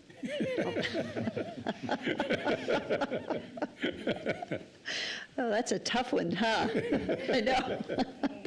Yeah. Okay, I think we're ready for a roll call. Rodriguez. No. Chingula. Yes. Haverfield.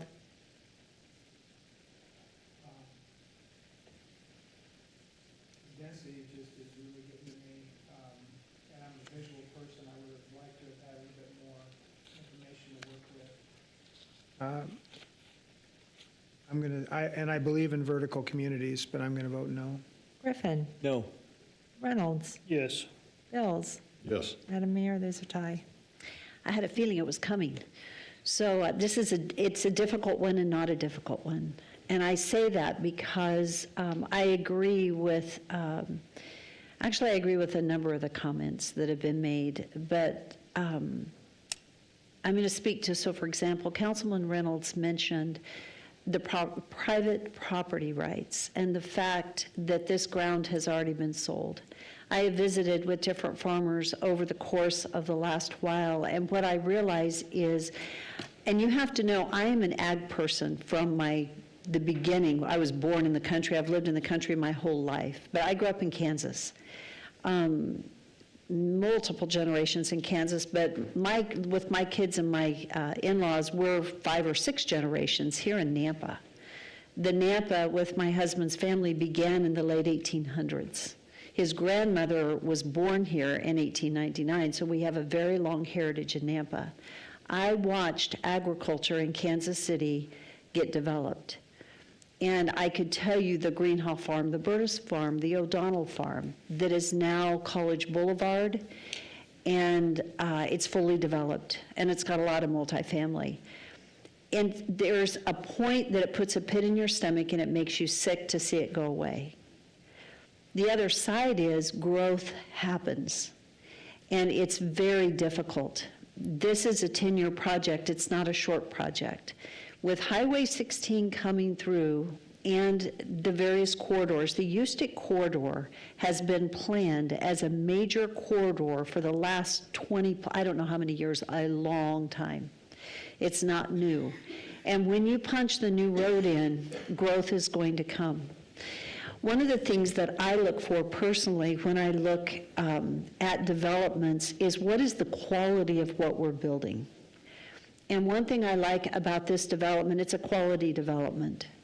It's a well thought out with a developer that has an excellent reputation. I don't know them, did not know them, and I haven't gotten to visit with them during this project, but what I see and what I understand is it's quality.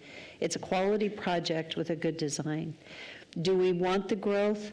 Actually, no. But I will say the ground was sold, all the ground has been sold, with the exception of a few farms here. And I so appreciate what you're saying, and I can so, in the depth of my heart, understand where you're coming from. It's really difficult. But the growth is coming. Most of the ground, with the exception of a little bit, is already sold. It is no longer owned by the farmers. It's being farmed, but it's being farmed under the ownership of the developer that owns it. When we see development, what we want as a community is really good development. And this is a project that 10 years from now, when it's built out, I think that we're going to be very proud of it in our community. These votes are the ones that are the hardest. They are very difficult votes. I am going to vote yes and break the tie, only because of the conversations I've had over the last months plus years, actually, regarding the ground that is already gone, knowing the development's going to come. When it does come, what kind of development do we want? We want quality development. This is a good plan, it's a good development, and again, this will not be built out for probably up to 10 years. It isn't coming tomorrow. It will start. The one thing I do want to say too on infrastructure and roads, the state of Idaho, the way we're funding infrastructure is backwards, and it is extremely unfortunate. We need to fund infrastructure before growth instead of after growth. As a city, it puts us in a very awkward place, because the only way we can fund our roads is through impact fees, and a little bit we get from the state. And some of our state statutes regarding the allocation of road funding is back from 1932. So we do need to make some changes, and it's difficult, but when we approve projects, it's not going to be in the ground tomorrow. It's going to take place over time. And we want good projects that take place over time. So with that, I have voted yes, and I will stop talking so we can let everybody go home. Madam Mayor, the motion carries 4-3. So that concludes 8.3 on our agenda. I know there are a number of people here for this, and so you're welcome to not stay as we have more agenda items to go through. So we are going to move on to 8.4. 8.4 is an action item. It's the Nampa City Ordinance. Good night, everyone. I guess I'll pause for a minute while they leave.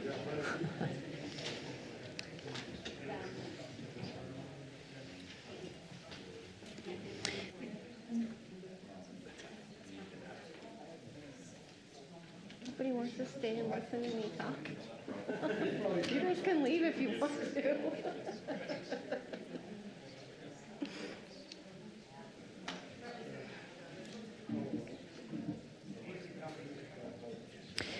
Okay, we're ready to move forward with 8.4 on the agenda. It is an action item. It's the Nampa City Ordinance text amendments for Title II, Chapter 18, Title 9, Chapter 6, Title 10, Chapter 1, Chapter 2, Chapter 3, and Chapter 8, Chapter 10, Chapter 15, Chapter 18, 19, 20, 22, 23, 25, 26, 27, and 33.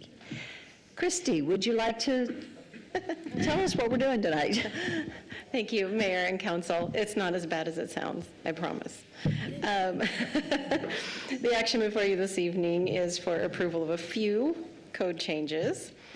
Because you have my summary in your staff report, I hope that I will be able to move through this fairly quickly, but please feel free to stop and ask any questions as we go along. Uh-oh. Not going to work. Oh, there we go. Okay. So the first one is to remove Title II, Chapter 18, which is the Nampa Bicycle and Pedestrian Advisory Committee. This committee has been disbanded with the intent to add a bicycle and/or pedestrian advocate or representative to the Transportation Advisory Group through the Public Works Transportation Division. We feel like that Transportation Advisory Group has a little bit more authority in decision-making, and to save time and red tape, we thought it would be better to combine the two together. So we're just getting rid of this piece altogether. Excuse me, Mayor Klink? Yes. We have all this stuff in our packet. Do we have to go over it again? I would ask council that question. Do we, well, so we're going to start with legal. Let's ask legal that question. I guess it's more of a procedural question than a legal question. There's maybe some benefit for real-time comments. Again, there's nothing that requires it to be fleshed out as long as you're aware of it. But I would defer to you, Mayor, on how you want to proceed. Thank you. So there's no legal reason that we need to go through. Then the next question would be procedurally, with council members, do you feel like you need a review of the various items? Or do we, I guess I'm thinking, Rodney, do we for the public? That's it. So you know what, when I went through, I didn't go through, why don't you flip through them very quickly without detail? Because I feel like for the public notification of what we're doing, this is as much for the public as it is for us.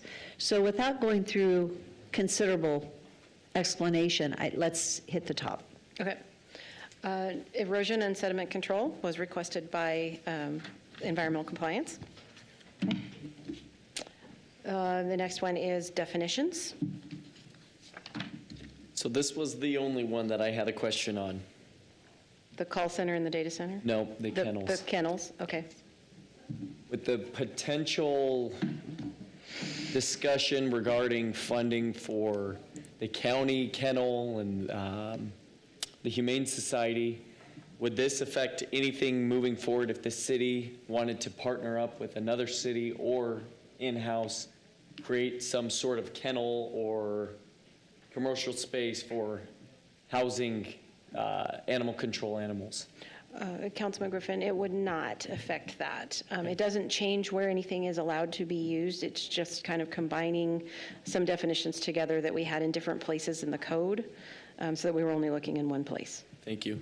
Yes. Thank you. Okay. Added some more definitions for data centers and call centers.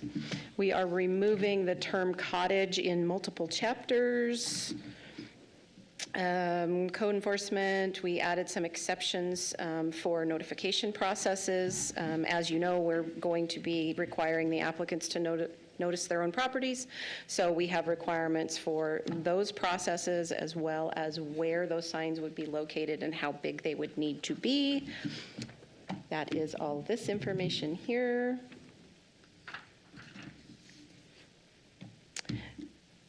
Reserve just means I was too lazy to renumber the entire chapter. So this is just coordinating our annexations with state code. They removed the categories A, B, and C, so we needed to remove those categories as well. Development agreements have some requirements for criteria for modification. We wanted to simplify those down a little bit so that they weren't quite so cumbersome. Added in a couple little definitions in schedule of uses, which really didn't affect much. Oops, sorry. This one was just defining the setbacks on townhouses, which is 0 because they're attached to each other. Removing the signage requirements for the downtown zones because that information is already contained in Chapter 23 for signs, so we didn't want to be duplicative.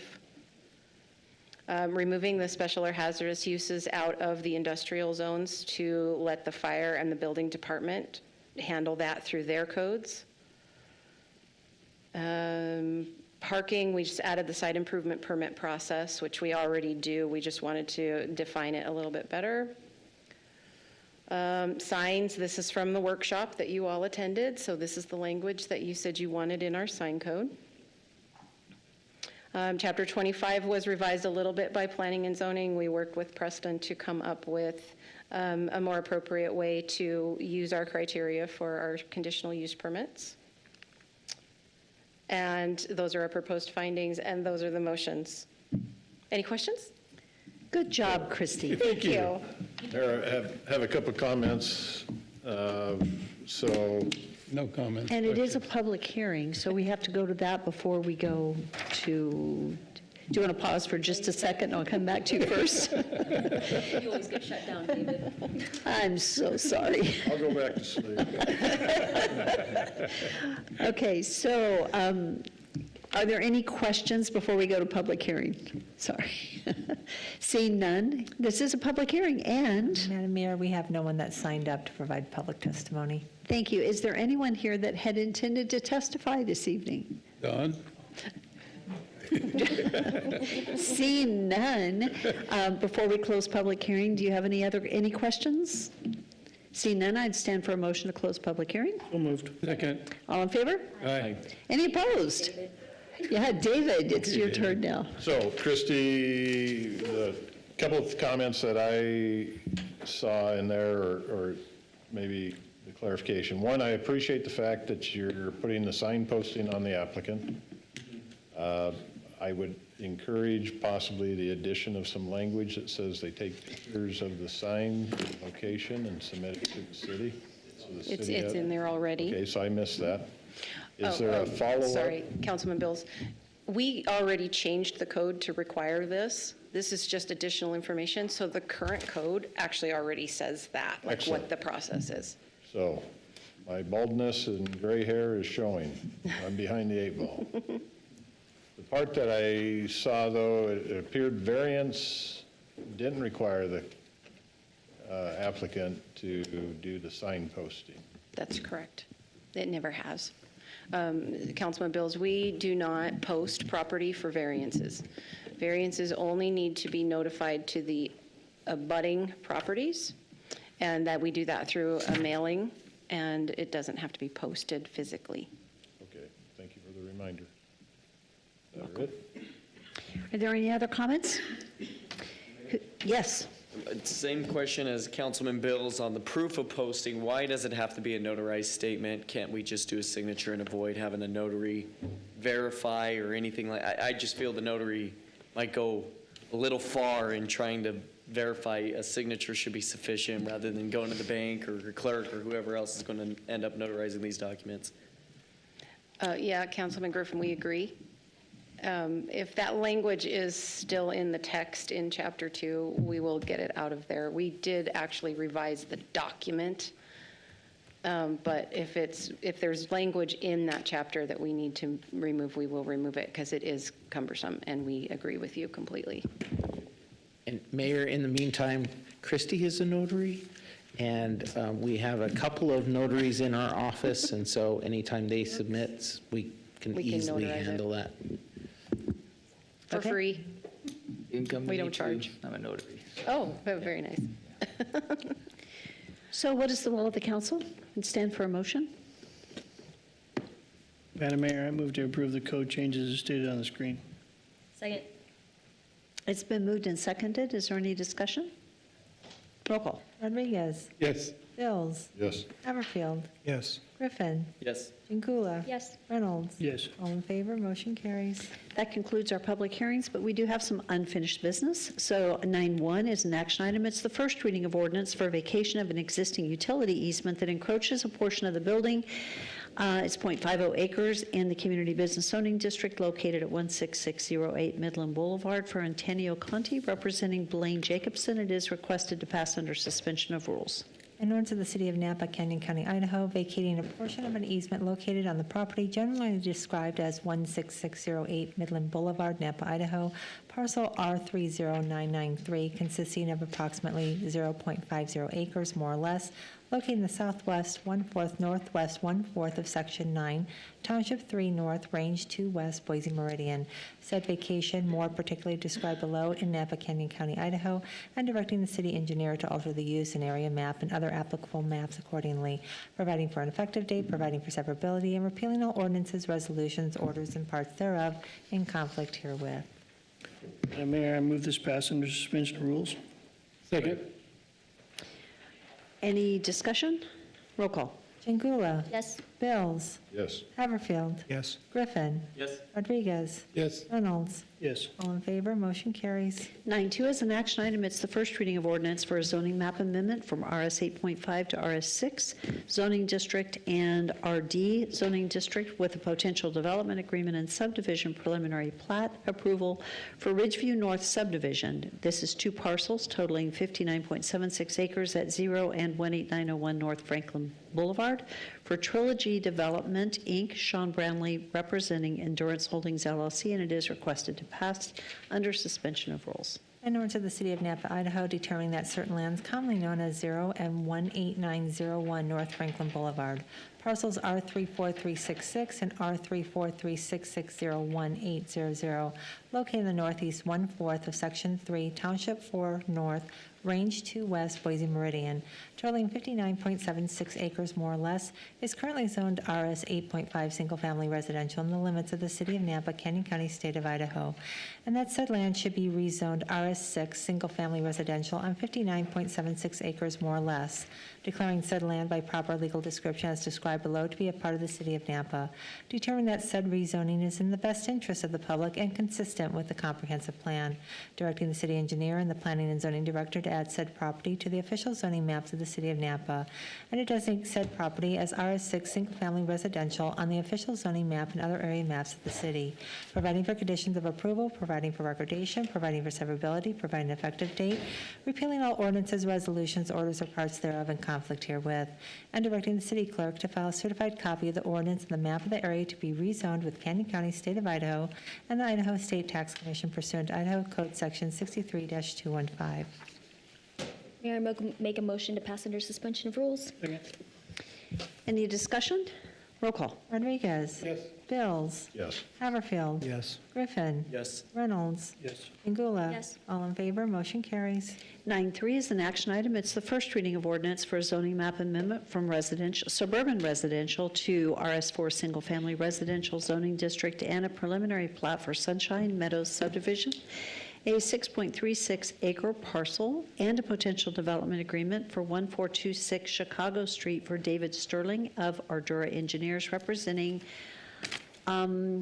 Peric Pratic, and it is requested to pass under suspension of rules. An ordinance of the City of Napa, Idaho, determining that certain lands commonly known as 1426 Chicago Street, parcel R32316, located in the northwest 1/4 of Section 35, Township 3 North, Range 2 West, Boise Meridian, totaling 6.36 acres more or less, is currently zoned RA Suburban Residential in the limits of the City of Nampa, Canyon County, State of Idaho, and that said land should be rezoned RS4 Single Family Residential Zoning District on 6.36 acres more or less, declaring said lands by proper legal description as described below to be a part of the City of Nampa, determining that said rezoning is in the best interest of the public and consistent with the comprehensive plan, directing the city engineer and the planning and zoning director to add said property to the official zoning maps to the City of Nampa and to designate said property as RS4 Single Family Residential on the official zoning map and the other area maps of the city, providing for conditions of approval, providing for recordation, providing for severability, providing an effective date,